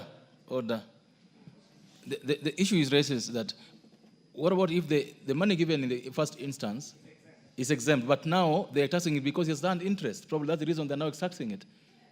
It's done interest, and this interest is included in what is being recovered. Anyway, go on, Honorable Undo. I see a practical challenge in implementing this particular clause. Very practical challenge. And I want the chair to listen, and his technical team, I want them to listen. Assume you have taken a mortgage on a property. You have taken a mortgage on a property. At disposal, in the event you default, the Land Act clearly states that the property should not be sold less than 75% of the value, of the market value. Assume you have been servicing and you defaulted. You already have, it's already capped at 75%. That 75% presupposes that the bank should absorb all the attendant costs in respect of the same transaction, to an extent that they don't expect the owner of the property, the borrower, again to go into his pocket to service the outstanding debt. That's the implication. Thank you. So that we avoid a case where auctioneers at the banks used to collude and fleece members. Here again, you are bringing this into the arrangement. Thank you. Member for Samburu West. Thank you, Chairman. And having listened to the Chairman of the Finance Committee, it is even better to put the tax before, so that because he has said that it was exempt, you are not paying the tax. It is better for the debtor to know what they're getting themselves into, but not after they are unable to pay, Chairman. And so, and also it doesn't make sense. Is it the creditor who will give the debtor the money so that they pay the tax? You can't overburden that debtor who is not able. So I oppose. The honourable member for Kitui Central. You know, Honourable Chairperson, we are addressing a very serious matter here and very simple. What we are saying is, by the time you get to be auctioned, financially you have serious challenges. Now, imagine a situation where, Honourable Chairperson, I'm being auctioned, and my car has been taken to be sold, and then I've been told to pay tax. It really makes it very complicated. So in terms of implementation, Honourable Chairperson of Finance, I think this amendment, you need to get it out of the order paper. Let's think through it, and then you can bring it later. I think that it will be helping the country. Thank you, Honourable members. I now propose a question that the new clause 30A be now read a second time. We'll ask. Without opinion. Chair, what's the problem? So Honourable Chair, listening to honourable members raise their concerns about this particular matter, I think this is a proposal that needs a bit more rethinking, and therefore I beg to withdraw this particular amendment, and now we'll consult further so that we make sure that we do not disadvantage an already disadvantaged defaulter on this particular proposal. Yeah, that's so I beg to drop this particular amendment. Chairman, that's how someone earns the title honourable. Yeah, well done.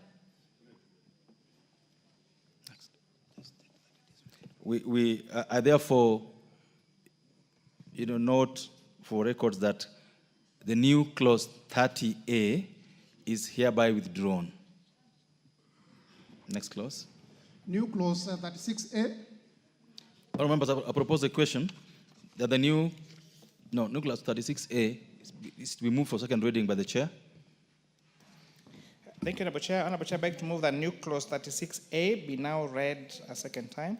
So, Honourable Chair, this, as you may recall, we used to have, I think it's called AFCO, the entity that used to supply goods and services to our great men and women in uniform. However, this has since changed to Defence Forces Welfare Services, Honourable Chair, and therefore this is in line with the amendments we made in December in our tax amendment clause to now provide that services and goods being offered to our women and men in uniform be exempt from taxes, Honourable Speaker. And this also includes also accommodation, restaurant, and beauty salon and laundry services that are offered by Defence Forces Welfare Services, so that we continue to incentivize these great men and women who offer their entire life to serve this particular country, Honourable Speaker. Also, 36 is also providing is a subsequent amendment for the manufacture of mosquito repellents, as I had moved earlier. Honourable Speaker, I beg to move that this now clause 36A be now read a second time. I propose the question, honourable members, that the new clause 36A be now read a second time. I put the question that the new clause 36A be now read a second time. Will as many other opinions say aye? Will as many other contrary opinions say nay? Ayes have it. Members, I propose a question that the new clause 36A be part of the bill. I now put the question that the new clause 36A be part of the bill. Will as many of the opinion say aye? Will as many of the opinion say nay? Ayes have it. Provisions relating to the Excise Duty Act, Cap 472, Clause 38. Members, I propose a question that clause 38 be part of the bill. Move your amendment, Chair. 38. Honorable Chair, I beg to move that new clause 38 be amended as per the order paper. These are proposed amendments to paragraph 2, but in the words proposed definition of digital marketplace and substituting therefore the following new definition.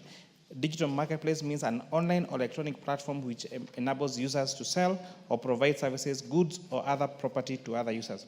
Honorable Chair, this is providing clarity to the definition of digital marketplace. Thank you. All members, I propose a question that clause 38 be amended as proposed by the Chair. I put the question that clause 38 be amended as proposed by the Chair. Will as many of the opinion say aye? Will as many of the opinion say nay? Ayes have it. I now put the question, members, that clause 38 is amended be part of the bill. Will as many of the opinion say aye? Will as many of the opinion say nay? Ayes have it. Clauses 39, 40, and 41. Honourable members, I propose a question that clauses 39, 40, and 41 be part of the bill. And because there are no amendments to those clauses, I put the question that clauses 39, 40, and 41 be part of the bill. Will as many of the opinion say aye? Will as many of the opinion say nay? Ayes have it. Clause 42. Remember, I propose a question that clause 42 be part of the bill. Chair, you are amending clause 42.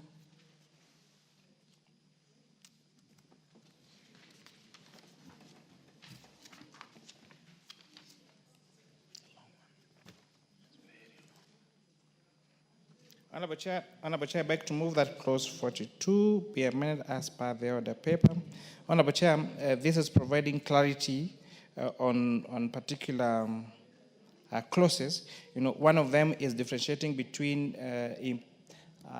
imported table eggs and imported eggs that are used for a chicken, for hatching our chicken, Honorable Chair. This also relates to, is also providing different rates, including imported cartons and boxes, and paper, and imported glass bottles, and float gas, Honorable Speaker. So this particular clause is providing for different rates for all these particular products, Honorable Speaker.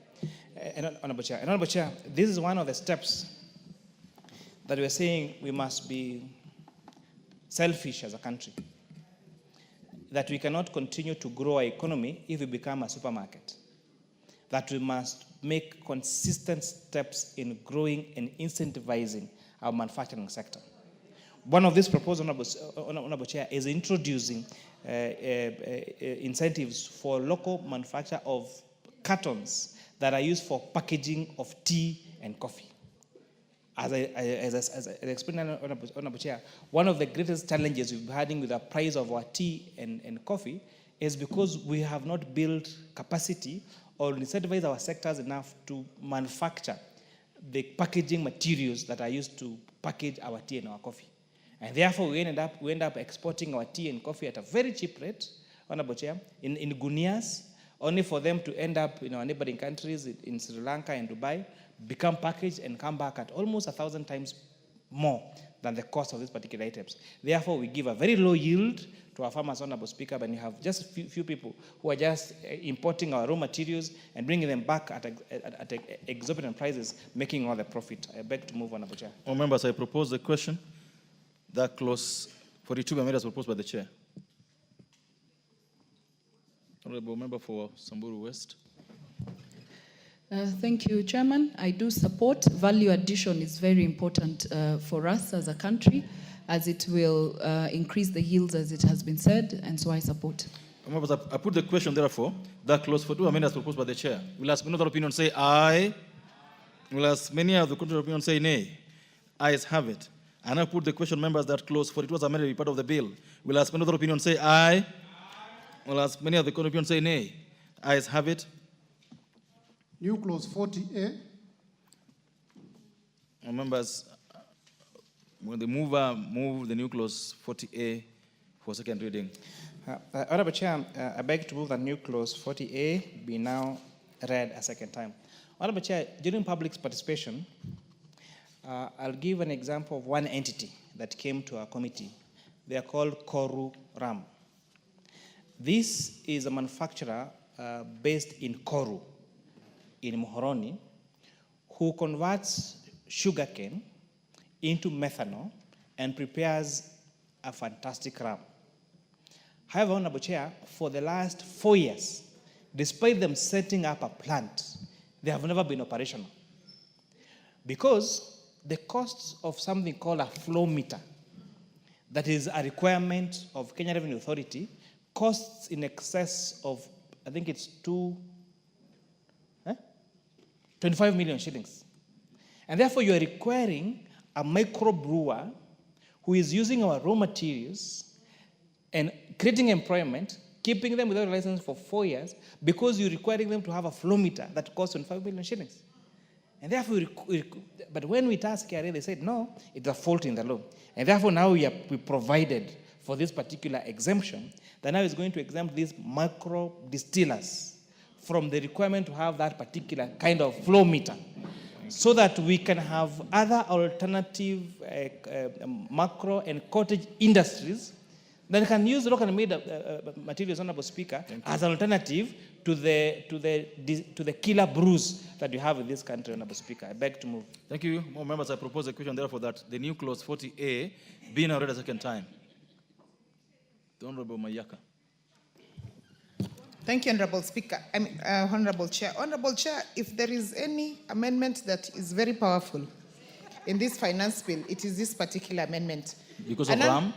Yes, because of the RAM, Honorable Chair. And I'm speaking as someone who has seen our distillers in Nyamira County making wine out of bananas and sugarcane, and how much they have put very creative, a lot of creativity into it. So, Honorable Chair, this particular one I support with every fiber of my bone. Members, I put the question. What is out of order? It's just RAM. The honorable member force. Is the majority whip or minority whip? Okay. The BBG whip, go ahead. Thank you, Mr. Speaker. I think it's a rule in this House that members must declare interest. Can Honorable Mayaka declare personal interest on this issue?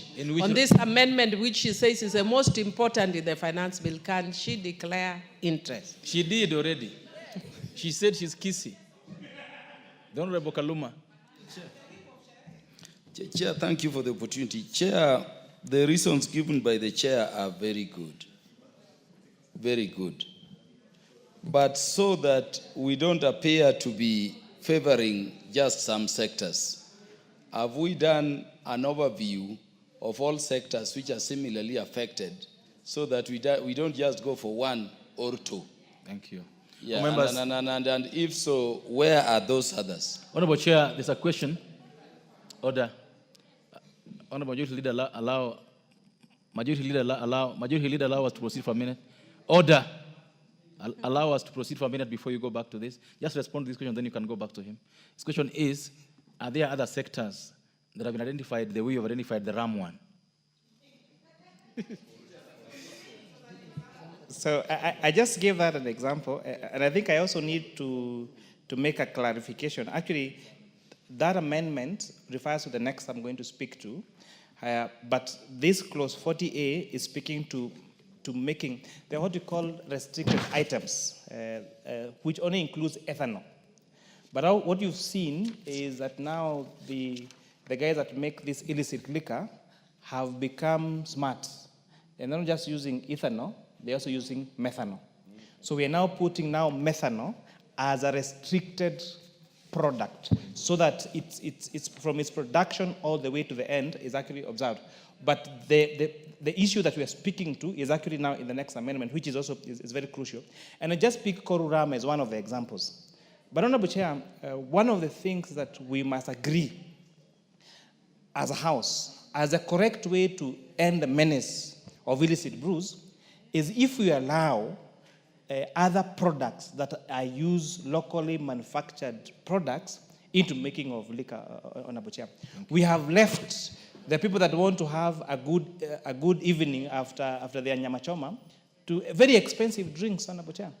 And therefore, the only alternative they have has been this cheap liquor, methanol, less alcohol on Abuja. And you must agree, it's okay that on Abuja you are titatola, which is fine. But we must agree that Honorable Kimani Ichung'wah here likes to enjoy his drink after having his nyama choma, and we must provide him with other alternatives. Chair, you know where I come from. Chair, you know where I come from. We make the best changa, so it doesn't matter whether I'm titular or not. But so to be clear, order. So just a minute, Chair. So to be clear, 40A is about restricting the importation of methanol. You have to be clear like that. That 40 is about restricting importation of methanol to make so that we're able to use more healthier ways of making our alcohol. Is that okay? All members, I therefore put the question that the new clause 40A be now read a second time. Will ask another opinion say aye. I'll ask another opinion say nay. Ayes have it. Members, I propose the question therefore that the new clause 40A be part of the bill. And now put the question that new clause 40A be part of the bill. Will ask another opinion say aye. I'll ask another opinion say nay. Ayes have it. New clause 41A. Honorable Chair, move order. New 41A for... So, Honorable Chair, I beg to move that new clause 41A be now read a second time. And just that we carry the members along, new clause 41 read this as follows. That section 25 of the Excess Duty Act is amended by inserting the following new subsections immediately after subsection 2. Notwithstanding subsection 1A, a licensed micro distiller shall be exempt from the requirement for automation, continuous piping and use of mass flow meters. And 2B, that the production of volume of such a licensed microdistiller shall be ascertained and monitored through the use of excise stamps or such other mechanism as the Commissioner may prescribe by notice in the Gazette. So, Honorable Chair, this is now the matter that we are debating earlier. You explained it very well. That now we are requiring that these micro distillers are not required to have a flow meter that costs in excess of 25 million shillings so that we are able to have an alternative, Honorable Speaker, and end the menace of illicit brews in our country, Honorable Chair. Thank you. I beg to move. I propose a question, therefore, that the new clause 41A be now read a second time. The majority leader? Chair, let me say I support that amendment, but cautiously. And the question is this, Honorable Speaker. Any distiller, whether you call him a small or micro or a big distiller, 25 million shillings for a distillery is not too much to ask. Therefore, I want to ask the chair, because I wish we had restricted that probably to a period of maybe 3 or 4 to 5 years, so that beyond 3 to 5 years, you must install a flow meter. Because the danger is this, Honorable Speaker, Honorable Chair. And I know the Honorable Kimani Kuri had mixed up his earlier statement when he called you a teetotaler, and I am the teetotaler. And he knows, being an elder in my church, You're also mixing up anything close to alcohol. You're also mixing issues. I don't take alcohol also. We are both teetotalers. So say both of us. Or he mixed up, he wanted to say the chair and the Kimani Ichung'wah are teetotalers, while the chair of finance enjoys his drink. Because me and you know, my church, if I came anywhere close to these things, I would be excommunicated. But I was saying the danger, Chair, is with stamps. Chair, you know, whether it is cigarettes, whether it is drinking water or alcohol, the affixing of stamps on bottles and cigarette packets has been riddled in the past with a lot of many fake stamps. Many done from China. They are sold in the streets, back streets in downtown Nairobi.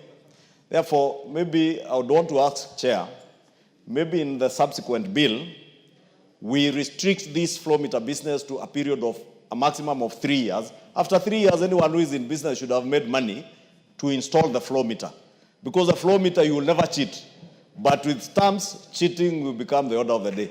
So I will support for now, but probably ask the chair, maybe in the next year, to ensure that we restrict that particular provision to be time-bound, maybe to a period of 3 to 5 years. Any business that has operated for 3 to 5 years in the distillery world should be able to make money. And lastly, Honorable Speaker, although it's overtaken by time, let me support the issue of regulating the production of methanol. Because if there is anything that has killed people in this country, especially young people, is consumption of illicit alcohol. The illicit alcohol that is sold to many people in our villages is not ethanol. Most of it is methanol, an industrial alcohol that should never be consumed. Therefore, controlling its production is very commendable, and I thank the committee. Thank you. The member for Githunguri.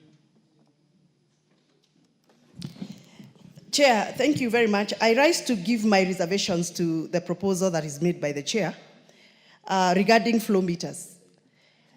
In as much as I support any effort to regulate illicit alcohol manufacturing in this country, and in as much as we come up with such recommendations like introducing flow meters, we need to be careful.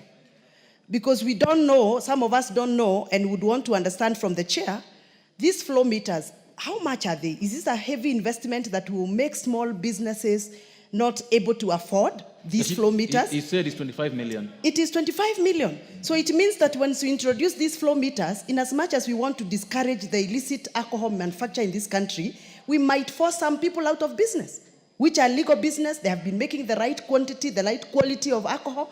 25 million is hell lot of investment. So how are we going to make sure that we don't force people out of this business? Thank you. Number two, Mr. Speaker and Mr. Chairman, I am worried that in this proposal where the chairman is talking about the commissioner, we are giving commissioner of taxes a lot of powers. And these powers, if they are not checked, they are going to be misused. Member for Seme. No, this is the last person on this. Please allow me to remove. As I support these amendments, an issue is coming here, which seems to be an issue of regulation. Why is a flow meter necessary? And if you go back to why would you use methanol if you can use ethanol?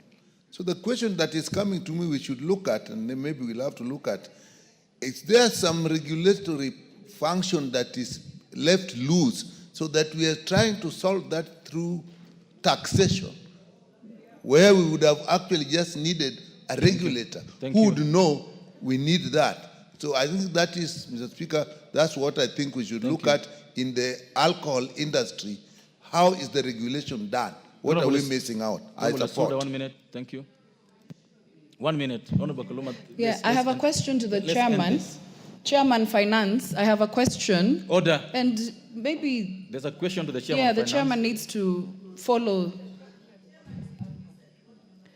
My question is this. For those who already have the flow meter, what happens to them? I need to know, because now we're introducing the stamps. Yeah. So will they continue and the stamps or together? You know, it's important to know. Thank you, Chair. And Chair, before you answer, for the sake of what Honorable Chingwa has said, is there a way, because Kenyans are innovating, can't we get cheaper flow meters? Can that be innovated? Chair, you answer that so that we can make progress. So thank you, Honorable Chair. And I really share with all the sentiments raised at the floor of this House, including the ones raised by my senior, the leader of majority. So 2B is providing for the production volume of such a licensed microshare shall be ascertained and monitored through the use of accessible stamps. So the issue of accessible stamps is not optional.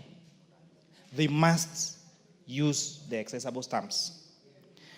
The only matter we are exempting from, and these are the new micro distillers, the ones that are not ready in the market, the ones in the market must continue the flow meters, is now not requiring them to have that particular flow meter, because as you had explained, the cost of building a micro distillery is around 10 to 15 million.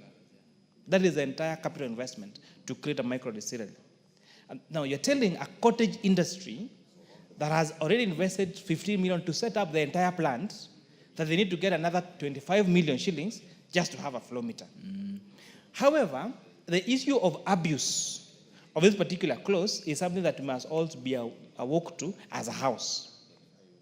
And therefore, one of the recommendations that we should be making in our report and to Kenya Revenue Authority is then where they are not required to have a flow meter, then there needs to be a verifiable way of the use of that, whether it's ethanol on a chair, which includes technologies such as CCTV.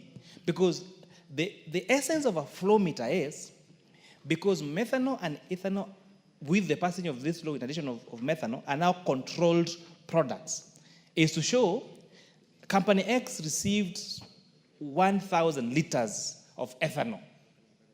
How much liquor did they make from that 1,000 liters of ethanol? So to verify that that ethanol was actually used for the purpose in which it was supposed to be used for and was not leaked into the market now as illicit liquor on a chair. So we will find a way of now working with, communicating with the Kenya Revenue Authority and requiring these particular entities to provide evidence in a way that KRA can verify, and other security agencies can verify that this ethanol is actually used for the purpose in which it was acquired, because that is the essence of flow meters. And lastly, the issue of innovation. I think this is a business opportunity to any Kenyan who is listening to this particular conversation. A flow meter cannot be costing 25 million shillings. It just means that there could be some monopolies in that particular sector that is against the price so that they maximize on the returns. And therefore, if you're able to have cheaper alternatives, then that will be the best for the country. All members, I now put the question, therefore, that the new clause 40, the new clause, we will have to make progress. There's a chance, order, there's a chance for you to contribute in the next phase of this. I put the question that the new clause 41A be out a second time. Will ask another opinion say aye? Will ask another opinion say nay? The ayes have it. I now propose the question that the new clause 41A be part of the bill. The Honorable Thuku, quickly. Chair, thank you. On the same issue, you see, who is the merchant of these flow meters? Because this a pertinent question that has been asked. Are there no cheaper meters, flow meters for the same? Chair, we have been using stamp duties. Where are we moving? Is it that we cannot enhance that technology as opposed now to this kind of investment that is proposed? Because honestly, if you're talking about... What is proposed? The flow meter. They're removing it. They're not introducing it. Exactly. What I'm saying is, we would wish to know, we have installed this accessible goods management system. There's an installation in KRA of accessible goods management system. Why can't we just enhance that system instead of bringing in new amendment into the same? I think we need to relook deeper into this issue. We may not get a foolproof system whereby now we are going to account for all the methanol or ethanol that has gotten into some industry or factory. And therefore, I think to some extent, I have reservation on this one. Honorable Kaluma, quickly. Yeah, Chair, I'm just seeking a clarification. I understand the flow meter, and I would request the majority leader to listen to me, to be a requirement. It's not the move of this. It's a requirement, Chair, so that you regulate the amount of these alcoholic products you unleash to the market, and to enable also the distillers to account for whatever they produce and unleash. And so there is a social good that it is playing. To date, I understand the chair to be saying that we want to create a pathway around which even distillers who have not installed the so-called flow meter can operate. That is what I understand him to be saying. And if that is the direction, then number one, I will oppose this provision. Because number two, for that societal good that we need to regulate what is going and account for them around alcohol, the reason as to why we impose, excise, tax. But for the other reason, Chair, that we will be creating disparities. Some people have incurred costs, installed these flow meters. You are allowing others to enter the market. without installing them. But ultimately, I wanted to make something which I'm making as the last point, Chair, if you would permit. Chair, you know when you come with a finance bill, there is the amount of money you target to raise. So unless we are explaining the amount of money we are costing the government in terms of revenue loss, we should not accept amendments. All members, I put the question, therefore, that the new clause 41A be part of the bill. Will ask another opinion say aye? Will ask another opinion say nay? The ayes have it. New clauses 42A, 42B, and 42C. Honorable members. Honorable Chair, move these three clauses for second reading. Honorable Chair, I beg to move that new clause 42A, 42B, and 42C be now read a second time. So, Honorable Chair, 42A and 41 and 42. So, 42A is seeking to impose a 5% excess duty on amounts deposited in a customer's wallet. And this amendment is seeking to impose excess on fees charged on transaction by virtual asset providers. So, two things. When you're placing a bet, the current acquisition regime is, say you have money on your mobile wallet, whether it's M-Pesa or Airtel money. And then you transfer that money to the wallet of the betting company.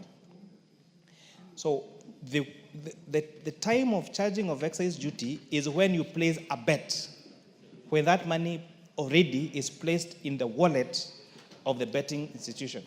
Now we are changing that to now making this excise duty to be payable when you transfer money from your mobile wallet to the betting company wallet.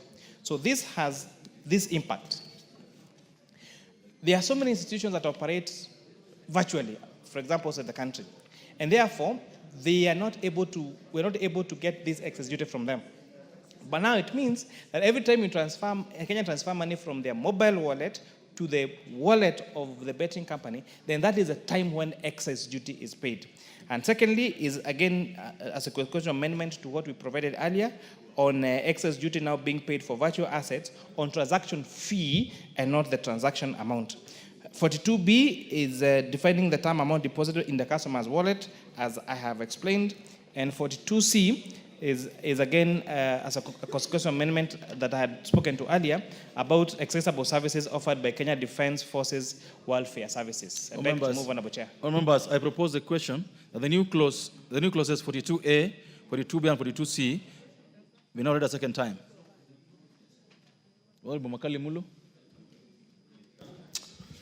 Yeah, thank you, Honorable Chairperson. Honorable Chairperson, 42C talks about the Defence Forces welfare again. And I was, even though we supported the earlier amendment, I know, you know, Honorable Chairperson, these things we used to call kafoka out there, they are not exclusive. When they are in the barracks, they are somewhat exclusive because for you to access them, you have to go through some vetting. So when they're out there, and anybody can access them, I'm wondering whether we will not be causing market imbalances. Because imagine, Honorable Chairperson, you have your own restaurant in a town, and you have one in your town, and they're enjoying these tax benefits. It means their prices are going to be cheaper and all that. So even though we are supporting, I think we need to be a bit cautious to ensure that we don't cause market imperfections and then end up killing some business in the locality. Thank you. Well, members, I now propose the question that the new clauses 42A, 42B, and 42C be now read a second time. Will last minute opinion say aye? Will last minute opinion say nay? Ayes have it. I propose the question, members, that the new clauses 42A, 42B, and 42C be part of the bill. I put the question that the new clauses 42A, 42B, and 42C be part of the bill. Will last minute opinion say aye? Will last minute opinion say nay? Ayes have it. Provisions relating to the Tax Procedure Act, Cap 469B, clauses 43, 44, 45, and 46. Members, I propose a question that clauses 43, 44, 45, and 46 part of the bill. There being no amendments to those clauses, members, I put the question that clauses 43, 44, 45, 46 be part of the bill. Will ask men of that opinion say aye? Will ask men of that opinion say nay? Ayes have it. Clause 47. I propose the question that clause 47 is part of the bill. Chairperson, clause 47. 42D.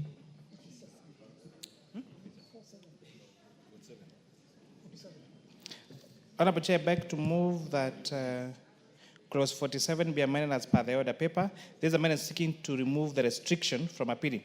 So, Honorable Chair, this clause 47 is again one of the clauses that was highly contested during public participation.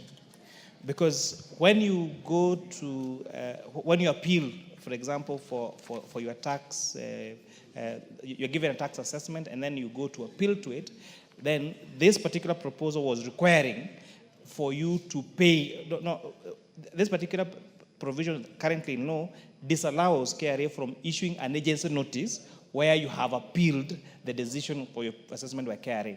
But now, Treasury was seeking to delete that clause, which means that once you've been issued with an assessment, even before you appeal, then they could issue an agency notice to you. So we agree with the members of the public, and that's why we are proposing to delete this particular clause. All members, I propose a question that clause 47 be amended as proposed by the chair. I put the question that clause 47 be amended as proposed by the chair. Will as men of that opinion say aye? Will as men of that opinion say nay? Ayes have it. I now put the question, members, that clause 47 as amended be part of the bill. Will as men of that opinion say aye? Will as men of that opinion say nay? Ayes have it. Clauses 48 and 49. All members, clauses. I propose the question that clauses 47, 48, and 49 be part of the bill.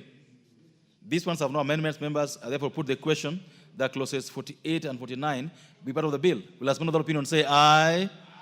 Will as men of that opinion say nay? Ayes have it. Clause 50. Members, I propose the question that clause 50 be part of the bill. Honorable Chair, you got an amendment to clause 50. So, Honorable Chair, I beg to move that clause 50 be amended as per the order paper. This amendment is seeking to allow for offset of value-added tax payable on imports.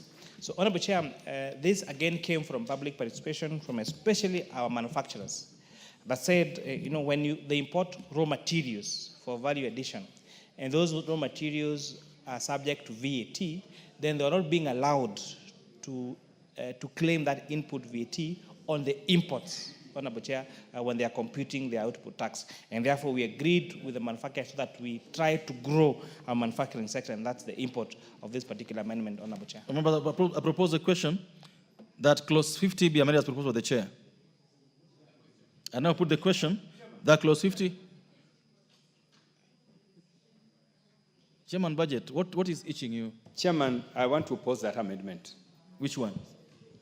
That amendment where we are zero rating the raw materials. Go ahead.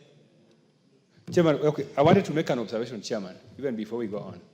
That point which was raised by Kaluma, where we are questioning zero rating of some of or most of these items. There's no Kaluma in this house, member. Is this Honorable Kaluma? It is Honorable Kaluma. Honorable Kaluma, I would like to ask my counterpart, the Chairman of Finance, that at least we really quantify some of these things. I want to know the implication of the amendments in terms of revenue losses. I would like, Chairman, that we go that direction, so that any amendment that is brought before us, if it has an impact on raising revenue or lowering or cutting revenue, we need to know. Because otherwise, Honorable Chair, I'm going to move the appropriations bill here. And you will see, Honorable Chair, that one of the struggles we are going to face is on revenue-raising measures.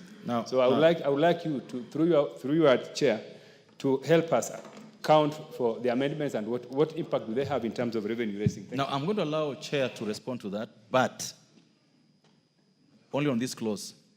On any other clauses, I will request the Chair of Finance and the PR Budget to sit and speak together. We can't have this on the floor of the House. It never happens. It's never happened. I won't allow it to happen. Chair Finance and Chair Budget must consult before any of this. So, Okay, the Honorable Member for Cases. Yes. What is out of order? Before you respond, Chair. No, I just wanted to support my chair by informing you that we've taken care of that. Okay. As you've advised accordingly. Okay. Being a member of the committee. Chair Finance. Chair Finance. So Honorable Chair, I totally understand where the Chair of Budget Committee is speaking from. But we must desist from using the finance bill as just a tool for raising revenue. The finance bill should inform policy for our country. And for this, our committee has stood aground on several matters. We have a national tax policy that informs that we must have consistent laws and consistent legislation. We granted some of these exemptions in December. 4 months, 5 months later, we are taking back what we said. Welcome to our country. Go invest in a company in Siaya, in Homa Bay. You'll get investment deduction if you invest outside Nairobi and Mombasa. Someone took a loan of 10 billion and is setting up a factory in Homa Bay, a factory in Siaya, a factory in Nakuru. 6 months later, you're telling no. Because we're going to lose revenue here, you cannot continue to invest there. We must be consistent. There are 2 ways of collecting revenue.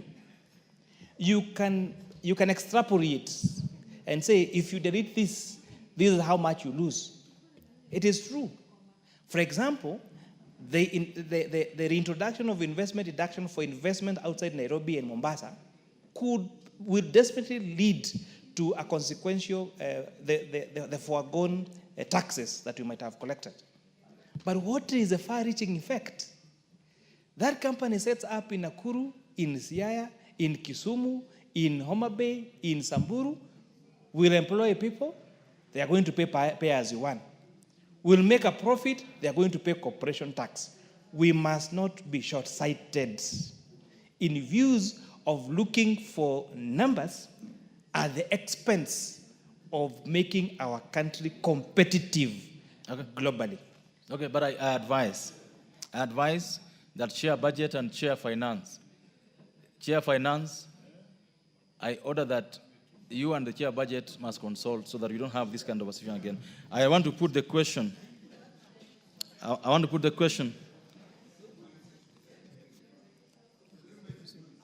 But we're not doing policy. Go ahead.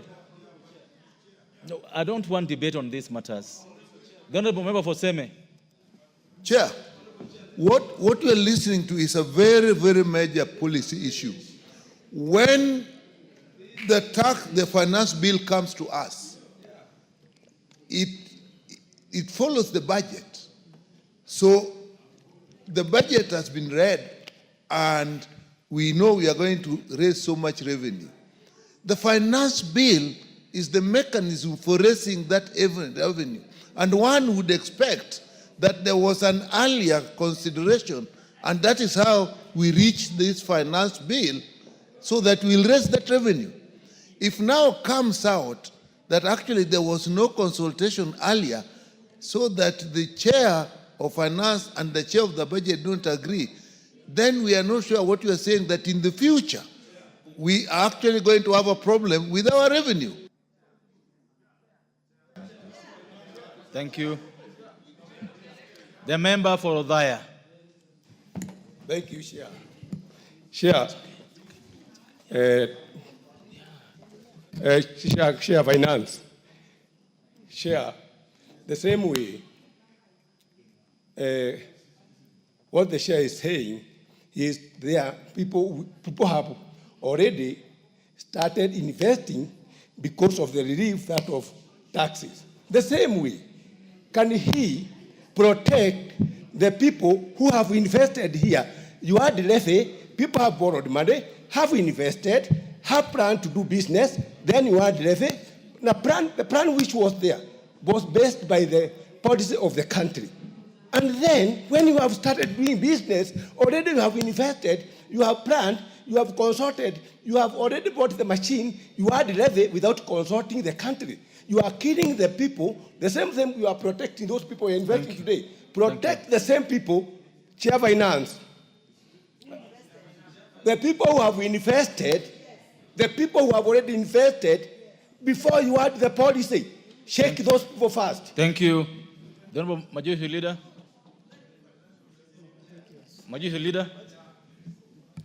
And this is the last word on this. Chair, I think that matter is more or less settled between the two chairs. But I just want to say, we should not be worried. This is the beauty of democracy. The chair finance is protecting his staff. The chair budget is protecting the expenditure side. Just as the revenue mobilizer is protecting the revenue mobilization. And I know the chair budget also has a stake in the revenue that is raised, because he will not expend anything without the revenue being raised by Honorable Kimani. However, the two of them, the two chairs, have one common person between them, which is the National Treasury, that now will balance the expenditure side and the revenue side. So we shouldn't be worried. And they serve one country. I propose the question, honorable members. I put the question, honorable members, that I put the question. I now put the question. There is nothing questionable about this.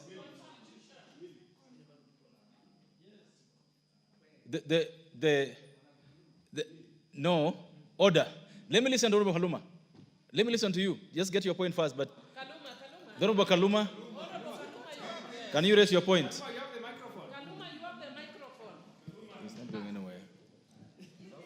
Honorable Speaker. It wasn't your chance, Honorable Mili. It was not your chance. Yeah, Honorable Chair, I'm standing under the provisions of Article 114, sub-Article 2. Order, members, order. Honorable Kaluma, you have 1 minute to prosecute this. No, but Chair, no, there go ahead. are consultations in front of me. Go ahead. You were part of that consultation. Why don't you give me order? You were part of this 30 seconds. I was not. Order, members. Go ahead. Yes. I thank you, Honorable Chair. Chair, my position is that the finance bill is a money bill under Article 114.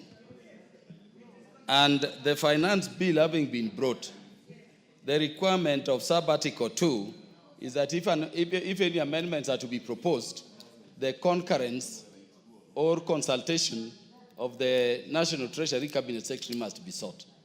Could we have confirmation that that happened now that the Chair of Budget and Appropriation and the Chair in charge of Finance and National Planning are appearing not to be in agreement? Thank you. Yes. A very simple matter, Honorable Kaluma. That is not for this House to decide. These amendments we're prosecuting were approved by the Speaker of this House. That is the only confirmation you need. And you have the confirmation. I now put the question, members, that clause 50 as amended be part of the bill. Will as many of the opinion say aye? Will as many of the opinion say nay? The ayes have it. Clause 52. Members, I propose the question that clause 52 part of the bill.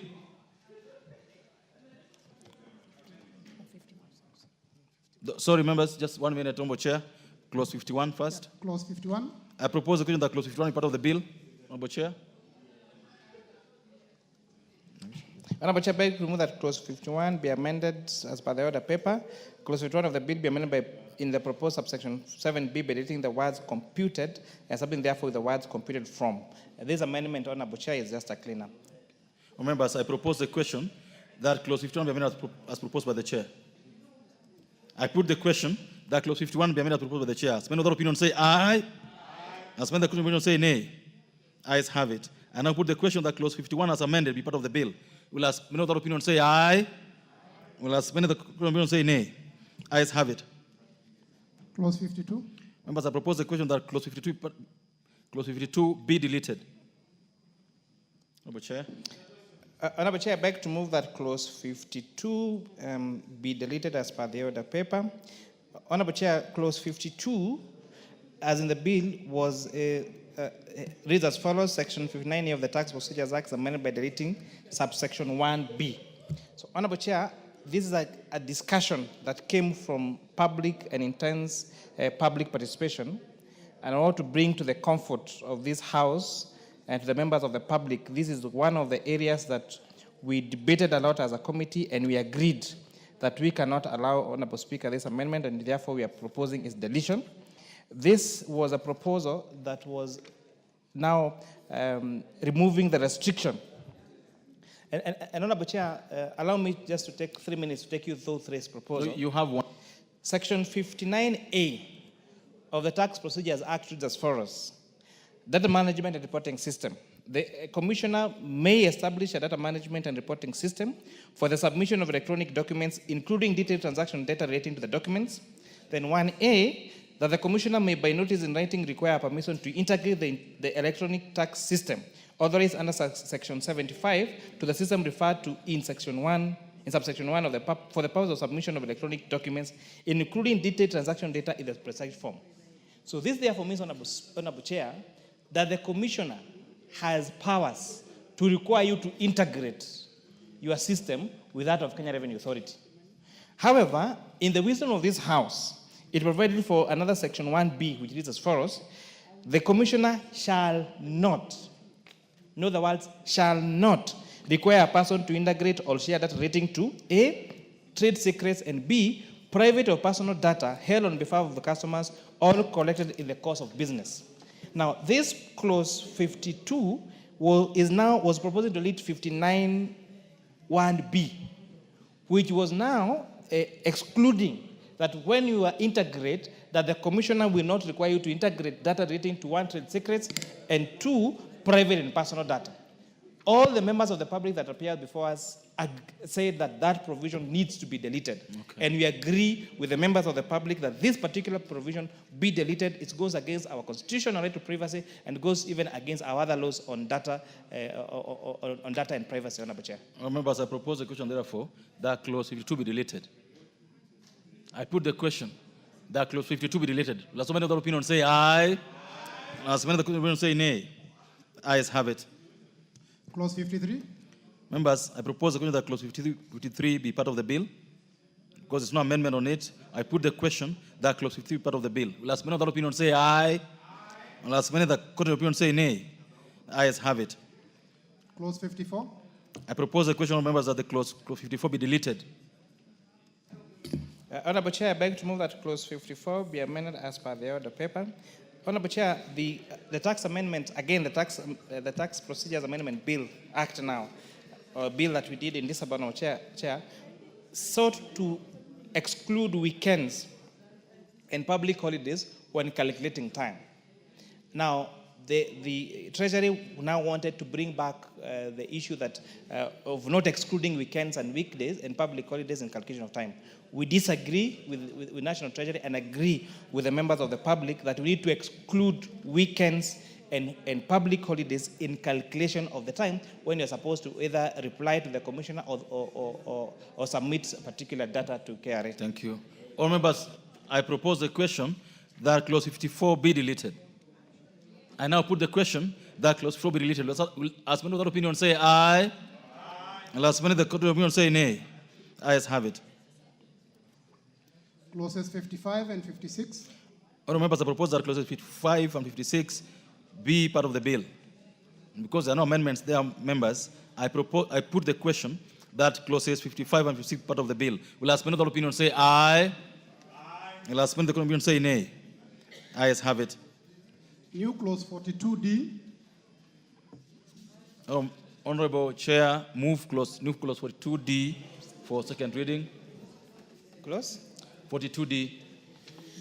The new clause 42D for second reading. Honorable Chair, I beg to move that new clause 42D be now read a second time. So, Honorable Chair, this clause is seeking to define what we are calling certificate of origin. So, Honorable Chair, this is meant to cure a mischief that happens. So, when some goods are being imported into the country, they are declared as raw materials. Honorable Chair, only for you to realize they are actually finished products. And a good example has been in edible oils, where some scrupulous business people have been importing edible oils as a finished product, but declaring it as a semi-processed or raw material, Honorable Chair. And therefore, this has led to a lot of leakage in terms of our revenue, Honorable Speaker. So we we are now requiring that during, Honorable Chair, the leader of majority party is naming some names, which I want to request to him to adhere to our standing orders when they need to name names in this house, Honorable Chair. So this now will require them that they must present a document from the certificate of origin, certified by credible institutions, to show what cargo is coming to this country. And this will cure now the issue of misdeclaration at our points of entry, Honorable Chair.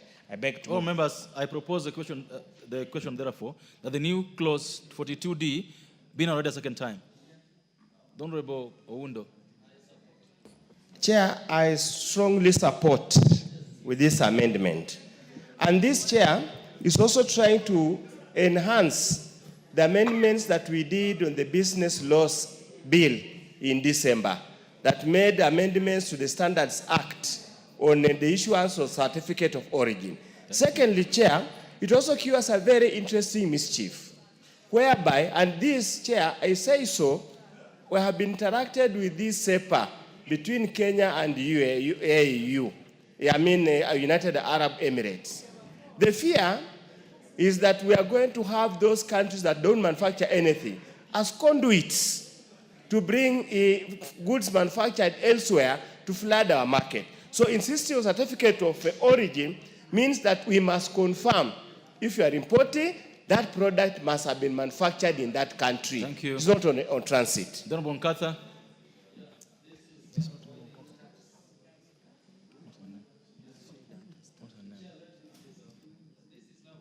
Remember, I cannot see your card. Go ahead. I don't know.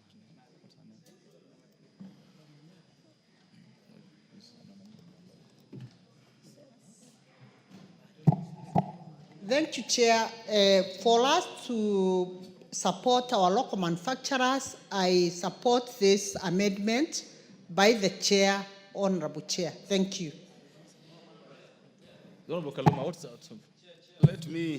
Let me support this amendment. Chair, these are the kinds of amendments we need in the finance bill.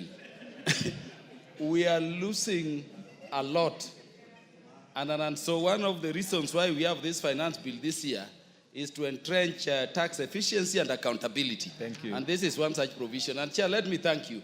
Since you allowed us to intervene, the Chair is now explaining these things in the details that Thank you so much, country members, to get them. I now put the question that the new clause 42D be now read a second time. Last men of the opinion say aye. Last men of the opinion say nay. Ayes have it. I propose the question, members, that the new clause 42D be part of the bill.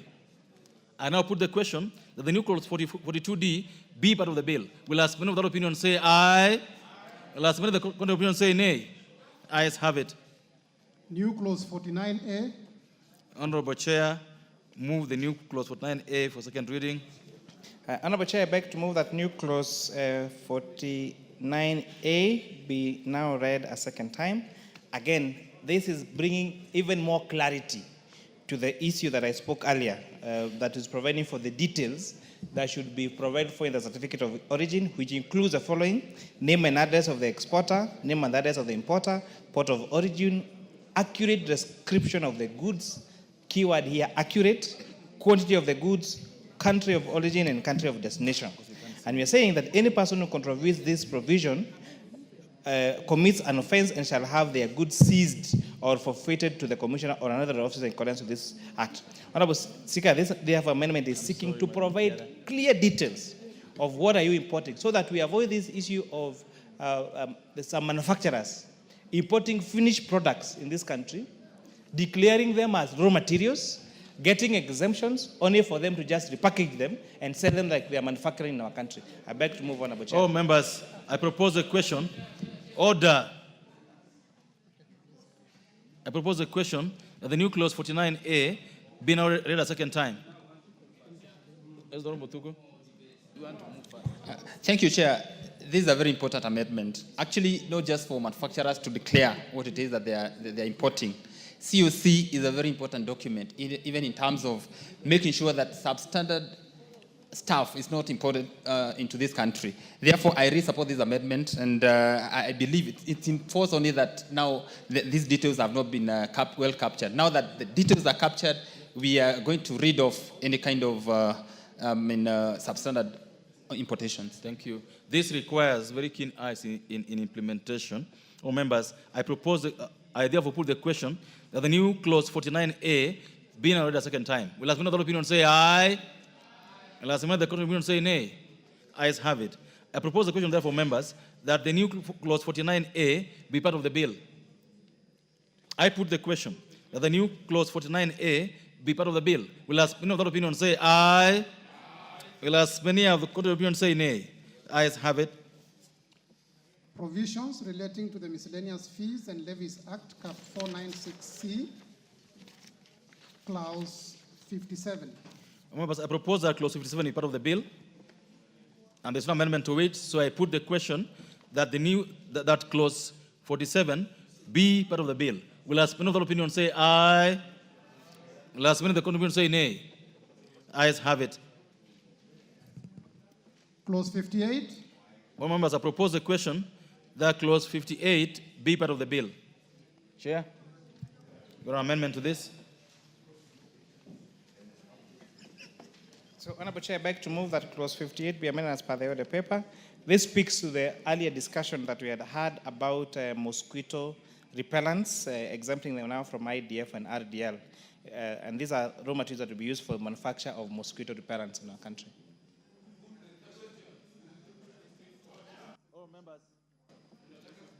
Members, I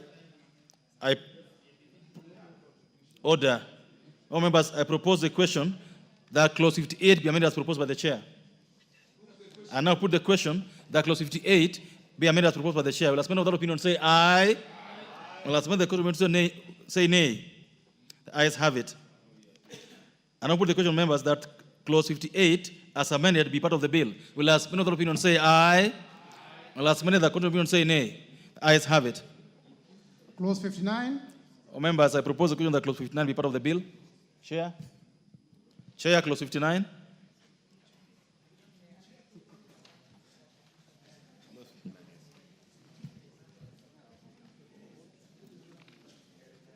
So, Honorable Chair, I beg to move that Clause 59 be amended as per the order paper. This is providing for the different rates for export and promotion levy. Again, matters that are meant to promote our local manufacturing. I beg to move, Honorable Chair. Members, I propose the question that Clause 59 be amended as proposed by the chair. And I now put the question that Clause 59 be amended as proposed by the chair. Will as many of that opinion say aye? Will as many of the opinion say nay? Ayes have it. Members, I now put the question that Clause 59 as amended be part of the bill. Will as many of that opinion say aye? Will as many of the opinion say nay? Ayes have it. New Clause 56A.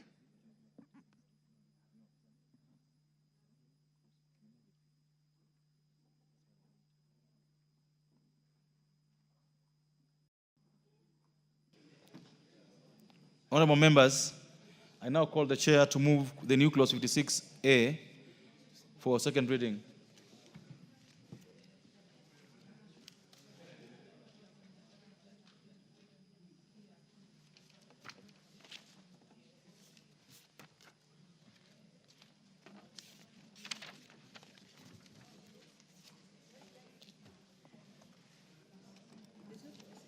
Yes, there's a new Clause 56A on page 1655. Thank you. So, Honorable Chair, I beg to move that new Clause 56A be now read a second time. Honorable Chair, this is a provision that, again, we had in the Finance Bill of 2024 that was seeking to ring-fence 10% of money collected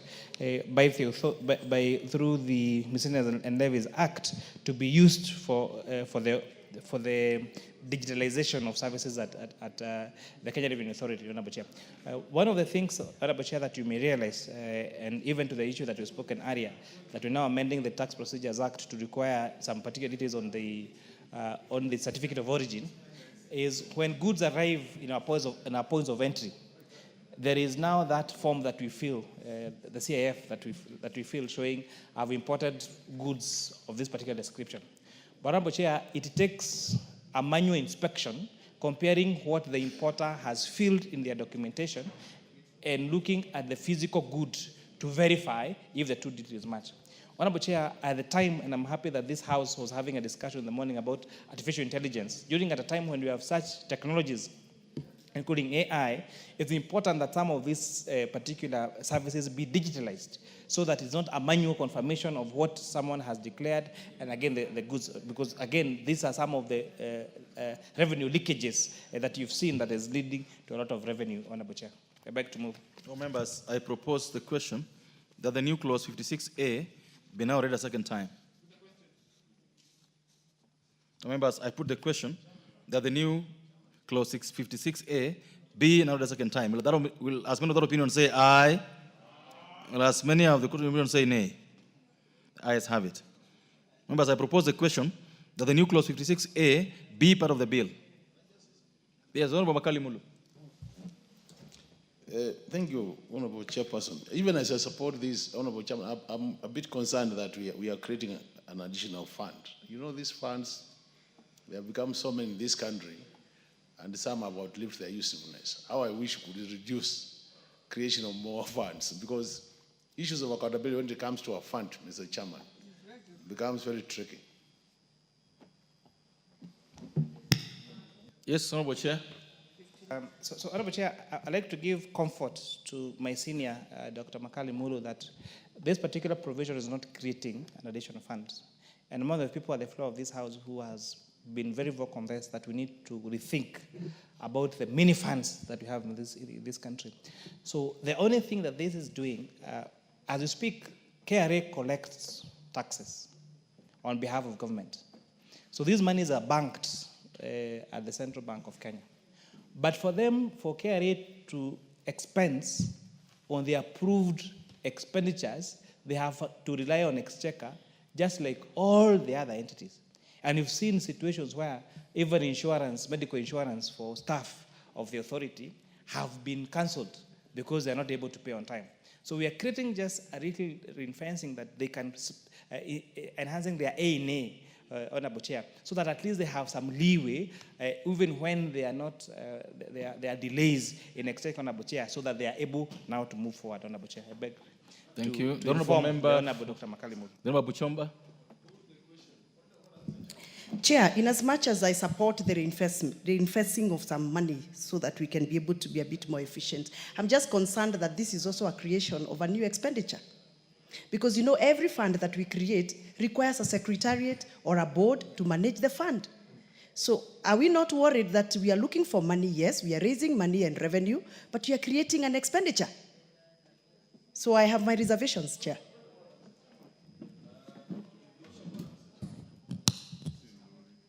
The Honorable Makali Mulu. You know, Mr. Chairman, what the chairman is explaining makes a lot of sense. But what is it on this bill? He says shall be paid into a fund established and managed. So unless what he's saying is not what is in the bill, that's why I was raising this matter, that if he was talking about ring-fencing the resources, I have no problem.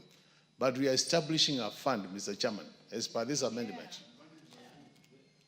The word fund and to use is the word. The Honorable Mayaka.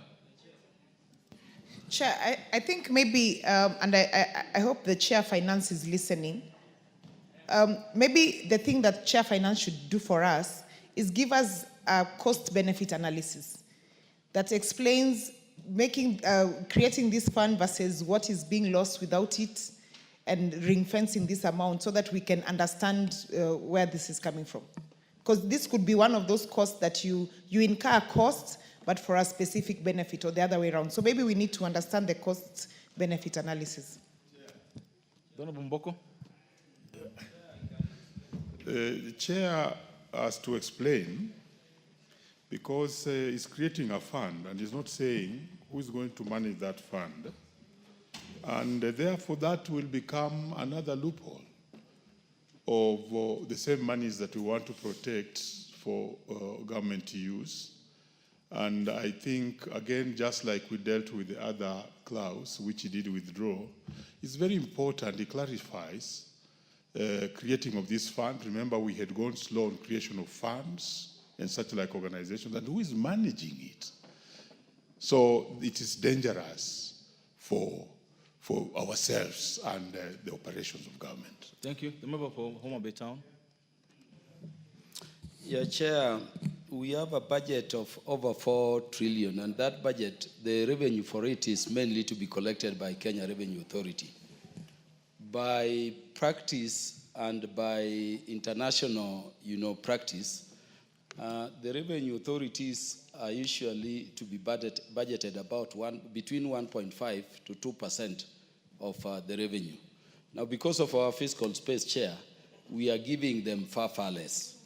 So the request that KRA made, and we are hailing by this, to enable them more efficiently raise revenue and collect revenue to fund the budget, is that we ring-fence a portion of the monies. It is just an A in A, but we are calling it going into a fund to be managed by them for purposes of their work. Thank you. And if that happens, we will get more revenue in the process. If you just left it that it is an A in A, accountability issues arise and it becomes very difficult. Thank you. So I would urge that we support this provision. Member for Chairperson. Chairperson, go ahead. So maybe if I could, and thank you, honorable members, for raising your concerns. Just to give clarity to what this is, if you read the Miscellaneous Fees and Levies Act, Part 3 on imposition of levies and fees, 7, there shall be a fee to be known as the import declaration fee on all goods imported into the country for home use. So if you check now 2A, 5, an importer shall present 6. Out of the fee collected under subsection 2, 10% shall be paid to a fund, into a fund established and managed according to the Public Finance Management Act, Cap 412A. 7, the monies in the fund under subsection 6 shall be used for the payment of Kenya's contribution to the African Union and other international organizations to which Kenya has a financial obligation. So there already exists a fund where, as you speak, 10% of monies collected as import declaration fee goes into to pay for foreign obligations, correct, including the African Union and other international obligations. So what you're saying, into these funds is an increase of an additional 10% that now will go into reinforcing the digitalization of operations within the Kenya Revenue Authority. So there is no creation of an additional fund. We're just saying that where these monies are going to pay international obligations, can we also have some operations that goes now to digitizing these particular services that are done by KRA? And remember, we are coming from a point where we have no fiscal space, to fund some of these expenditures, Honorable Chair, by the authority. Thank you. Thank you. Just for clarity, Chair, they currently get 10% of this fund, right? Yes. No, Chair. Okay, Chair budget. I wanted to say just something. Chair, the amendment is good, but we have the potential of giving KRA resources they don't need. Because when we were doing the budgets, KRA appeared before us through the Finance Committee, and they never told us that KRA needs excessive amounts of money, Mr. Chairman. So I think what the Chairman needs to do is to tell us what will be the amount of these resources. And KRA is well funded, Mr. Chairman. Under my leadership, KRA is well funded to collect resources, to collect taxes. So unless we know this now, 10% will be how much money. Thank you. Now, I said it, and I think this should be the last time. Chair Budget and Chair Finance, this is a spectacle that is never seen in Parliament at this stage. You should avoid it in future. Member for Keses. Thank you, Chair. I want to liken this particular discussion with a farmer, the traditional farmer who uses oxen to plow. At most of the time, when a farmer uses oxen to plow, the farmer always reserves the produce to feed back the oxen, to give back the energy. What we are saying here for Kenya Revenue, that is an entity that has been tasked to mobilize and collect resources to finance our budget. What they are just asking is, because of the dynamic nature of the systems and technology in the world, they are always found on the side that they don't have ability to adjust and ensure that they onboard technology that is able to move with the systems and enhance their collection and effectiveness. What is the lose or what is the cost for us to allow only 2% to retain from this idea? Thank you, so that thank you. The Honorable Lesuda.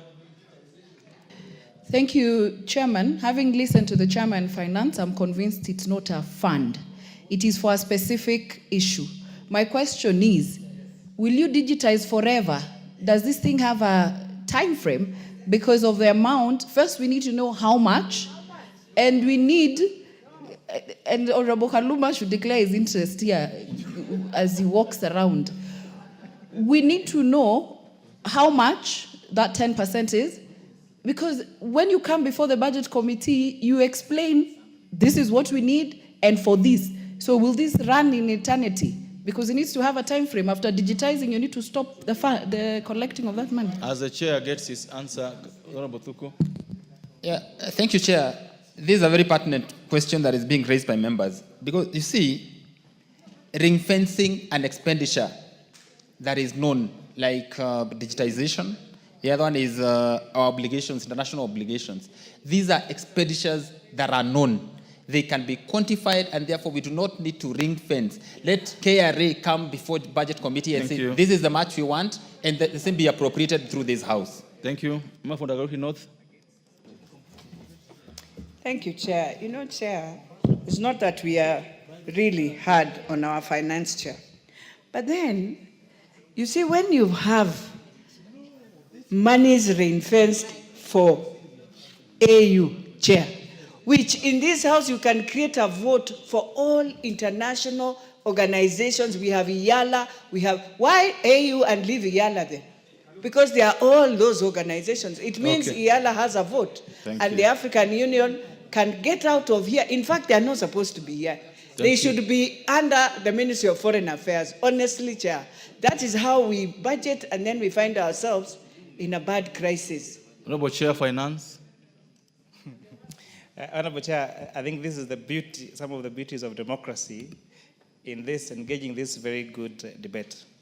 So, Honorable Chair, and I can understand where the Chair for Budget is speaking from. But now, unfortunately... Order. Honorable Kaluma and Honorable Tand, you must listen to the Chair Finance. So, unfortunately, he just became a Chair of Budget the other day. So, and he doesn't... he aggregates the whole budget. The state departments around National Treasury, including KRA, is an entity that is oversighted by the Committee of Finance and National Planning. And I dare say, Honorable Chair, hold your horses, Honorable Atandi. I will explain to you. You're going to have a chance. The resource requirement for Kenya Revenue Authority is 56 billion, as per their presentation before our committee. KRA does not present to budget committee, they present to the Committee of Finance and National Planning, because we're the ones who is the department committee. Out of this 56 billion, we were only able to accommodate 32 billion shillings. And they're telling us, you want to give us roles to go and raise revenue. Yet, we don't even have our own medical insurance. And unfortunately, after I had a discussion with the chair budget, I said, where can we raise an additional 20 billion? There was no fiscal space. The KRA Act, Honorable Chair, provides that KRA shall be funded up to 2% of their collection. As we speak, this particular budget, which is the estimates that we're going to discuss tomorrow on the appropriations, only gives them 1.02%, against even what is recommended by law of around 2%. In fact, one of the recommendations that we're receiving from public participation is maybe we need to make the 2.5%, the 2%, at least 2% and not up to 2%. We have an entity, Honorable Chair, that we require to raise revenue for this country. For the last 10 years, there has never been a salary adjustment for any of those staff. These are the same staff we are sending to do an assessment on a taxpayer who has an assessment of 100 million shillings. What are you telling them? They have not had a salary increase for the last 10 years. They do not have a medical insurance that if they get sick, they can't go to the hospital. And there are people you are sending them to taxpayer. That's why we are saying there is no fiscal space to do that. That is why we are saying, Honorable Chair, can we have creative ways of funding these particular entities without increasing taxation? And this is one of the proposals that this proposal is seeking to do, Honorable Chair. Okay, this is done. Albert Ojwang, the last word on this so that we Chair, know the chair of finance is my friend, and when we joined Parliament, we sat with him in the finance committee. And I understand the explanation he's giving us towards justifying this particular fund for KRA. Honorable Chair, you are a member of Budget Committee. When the chairman came before us to defend his budget, departmental budgets, he never told us that KRA needs such amount of money. That did not come. I can even produce the answer. And Chair, if it is a matter of KRA sorting out the issues to do with KRA staff in terms of their staff increases, salary increases, that we can do, Chairman, and that we have done, and we have done that.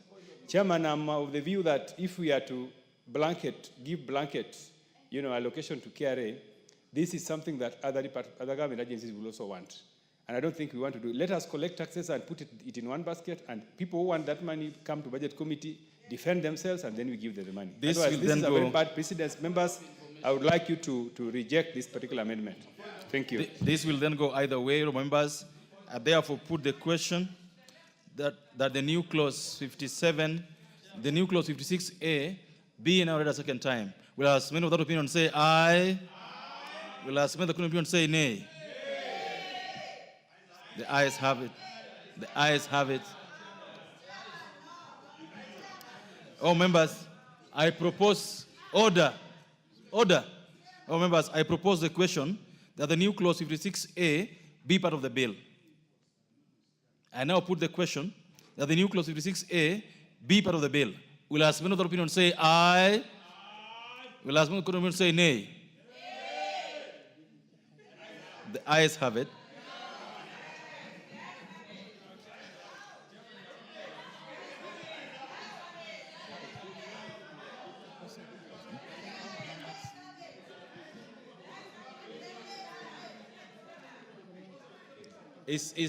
Are you rising for a division, Honorable Suda? Are you getting the numbers?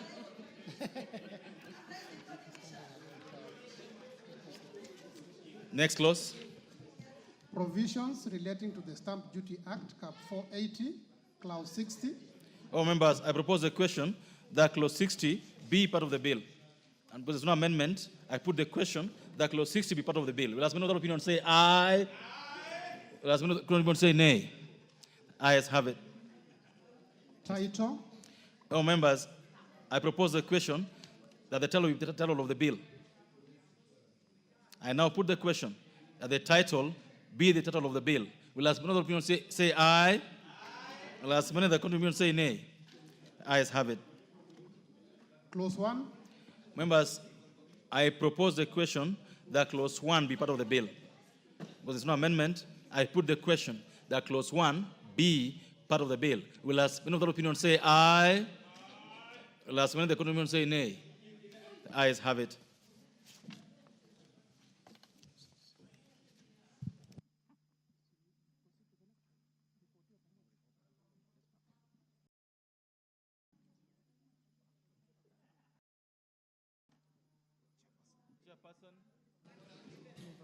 Chairperson.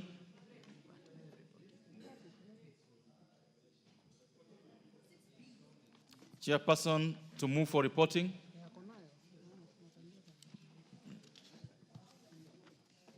Give him the mic. Honorable Chairperson, I beg to move that the committee do report to the House its question of the Finance Bill, National Assembly Bill number 19 of 2025, and its approval thereof with amendments. Honorable members, order. Honorable members, I put the question that the committee do report to the House its consideration of the Finance Bill, National Assembly Bill number 19 of 2025, and its approval thereof with amendments.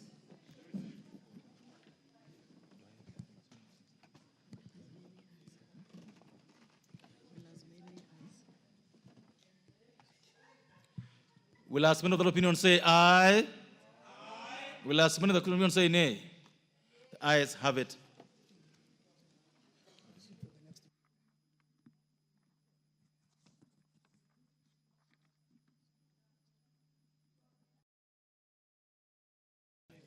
Members, the next bill in the order paper for the Committee of the Whole House this afternoon, or this evening, is the Kenya National Council for Population and Development Bill, National Bill, Assembly Bill number 72 of 2023.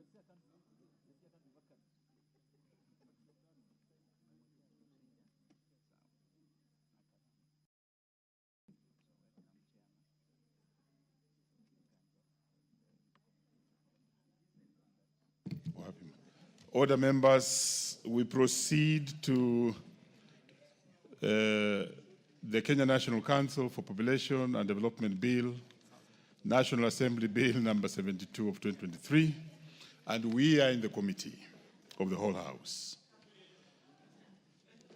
Clause 3. Are there amendments? Where is the chair? Same. So, Chair, you will still have to proceed.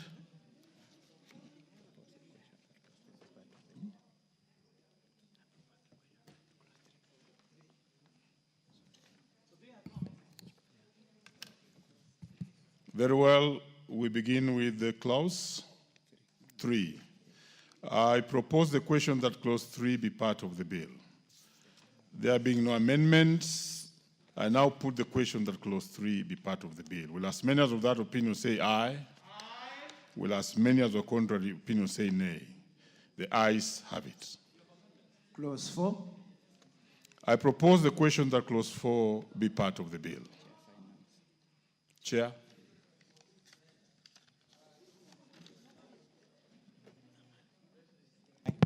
Honorable Chair, I beg to move that clause 4 be amended as per the order paper. This proposal is seeking to delete a redundant words and provisions contained in the National Council for Population and Development Order 2004. I beg to move, Honorable Chair. Very well. I now propose the question that clause 4 be part of the bill.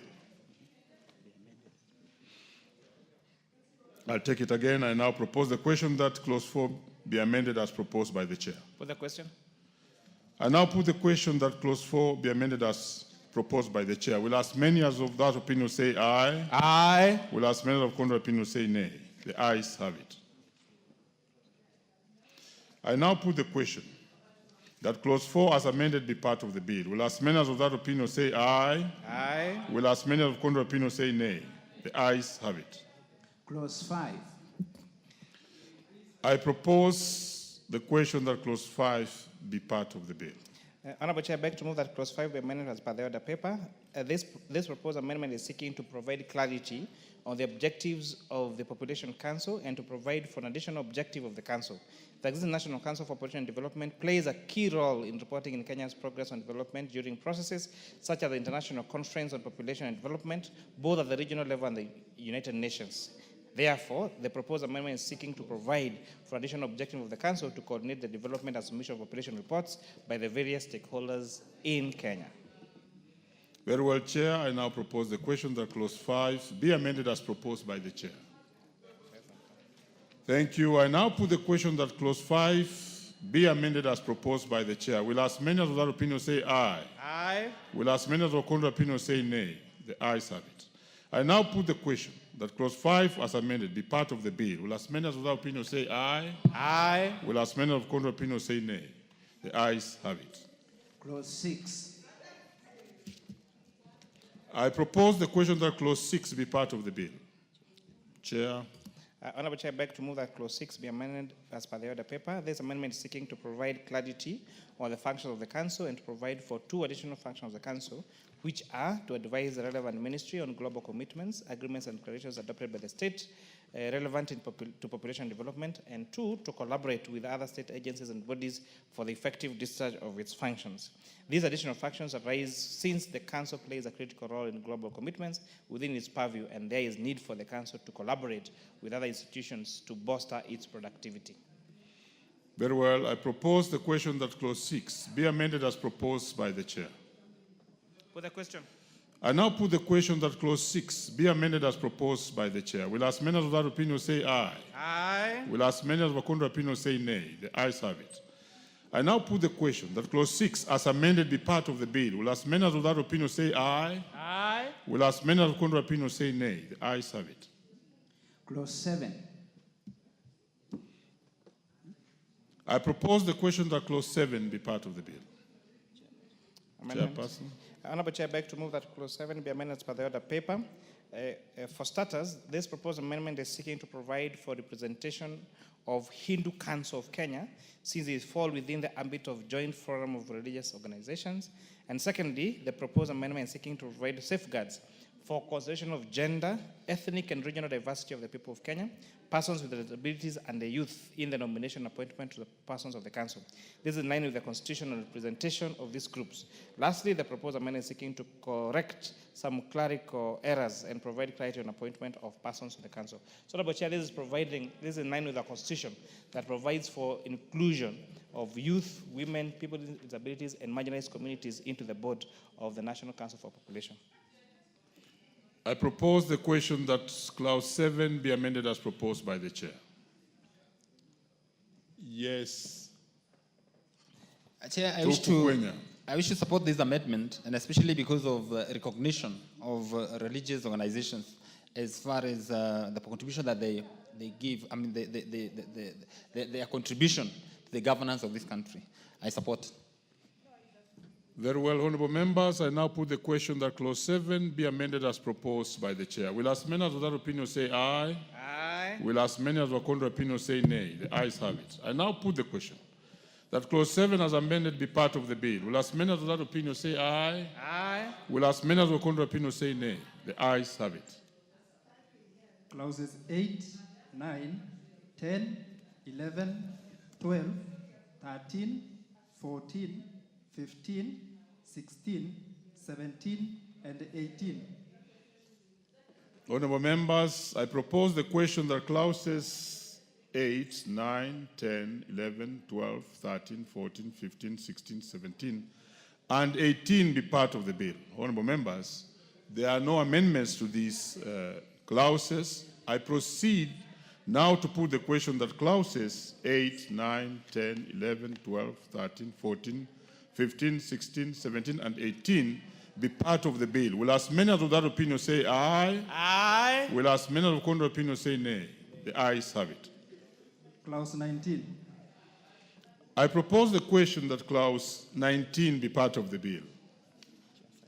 Chair. Honorable Chair, I beg to move that clause 19 be amended as per the order paper. This proposed amendment is seeking to provide for the functions of the Corporation Secretary. This is in line with the Mwongozo Code of Governance for State Corporations. I propose the question that clause 19 be amended as proposed by the chair. I now put the question that clause 19 be amended as proposed by the chair. Will as many of that opinion say aye? Will as many of the contrary opinion say nay? The ayes have it. I now put the question that clause 19 as amended be part of the bill. Will as many of that opinion say aye? Chair, take your place. Order, members. We have to follow. Order, members. Order. Order. Please. Order. We were losing out. I will not call out any name, but order. Thank you very much. Thank you. So I will take it again. That I now put the question that clause 19 as amended be part of the bill. Will as many of that opinion say aye? Aye. Will as many of the contrary opinion say nay? The ayes have it. Clauses 20, 21, 22, 23, 24, 25, 26, 27, and 28. I propose the question that clauses 20, 21, 22, 23, 24, 25, 26, 27, and 28 be part of the bill. Honorable members, there are no amendments to these clauses, and I therefore now put the question that clauses 20, 21, 22, 23, 24, 25, 26, 27, and 28 be part of the bill. Will as many of that opinion say aye? Aye. Will as many of the contrary opinion say nay? The ayes have it. Clause 29. I propose the question that clause 9 be part of the bill. Honorable Chair, this proposal is seeking to amend clause 29, which was providing for consultant services offered to the council or by the council, and because this has a substantial challenge of being abused. So, Honorable Chair, the bill was providing specifically, clause 29, that the council may engage consultancy services to other institutions, and we're wondering why that was really necessary. So we propose that this particular proposal be deleted so as not subject to abuse. I best move, Honorable Chair. Very well, I propose the question that clause 29 be deleted as proposed by the chair. I now put the question that clause 29 be deleted as proposed by the chair. Will as many of that opinion say aye? Aye. Will as many of the contrary opinion say nay? The ayes have it. Clause 30. I propose the question that clause 30 be part of the bill. Honorable Chair, this is also a clause that we found interesting. Clause 30 reads, a notice or document shall be served in the council by delivering them at the office of the Director General. And 2, the office of the Director General shall serve documents or notice to other institutions as need arises. And Honorable Chair, we were at pain to understand why such a small administrative matter like submission of documents needed to be in an act of parliament. And that's why we are proposing its deletion, because it can be addressed administratively rather than being part of a legislative or legal framework. Very well, Chair. I now propose the question that clause 30 be deleted as proposed by the chair. I now put the question that clause 30 be deleted as proposed by the chair. Will as many of that opinion say aye? Aye. Will as many of contrary opinion say nay? The ayes have it. Clause 31. I propose the question that clause 31 be part of the bill. Chair. So, Honorable Chair, I beg to move that clause 31 be amended as per the order paper. This proposal is seeking an amendment to specify matters to be provided for in regulations and to align clause 31 of the bill with Standing Order number 118. It provides that every bill that confers on any state organ, state officer, or a person or pass on the authority to make provision, making the force of law in Kenya in terms of Article 94(6) of the Constitution, shall contain a separate and distinct part of the bill under the provisions on delegated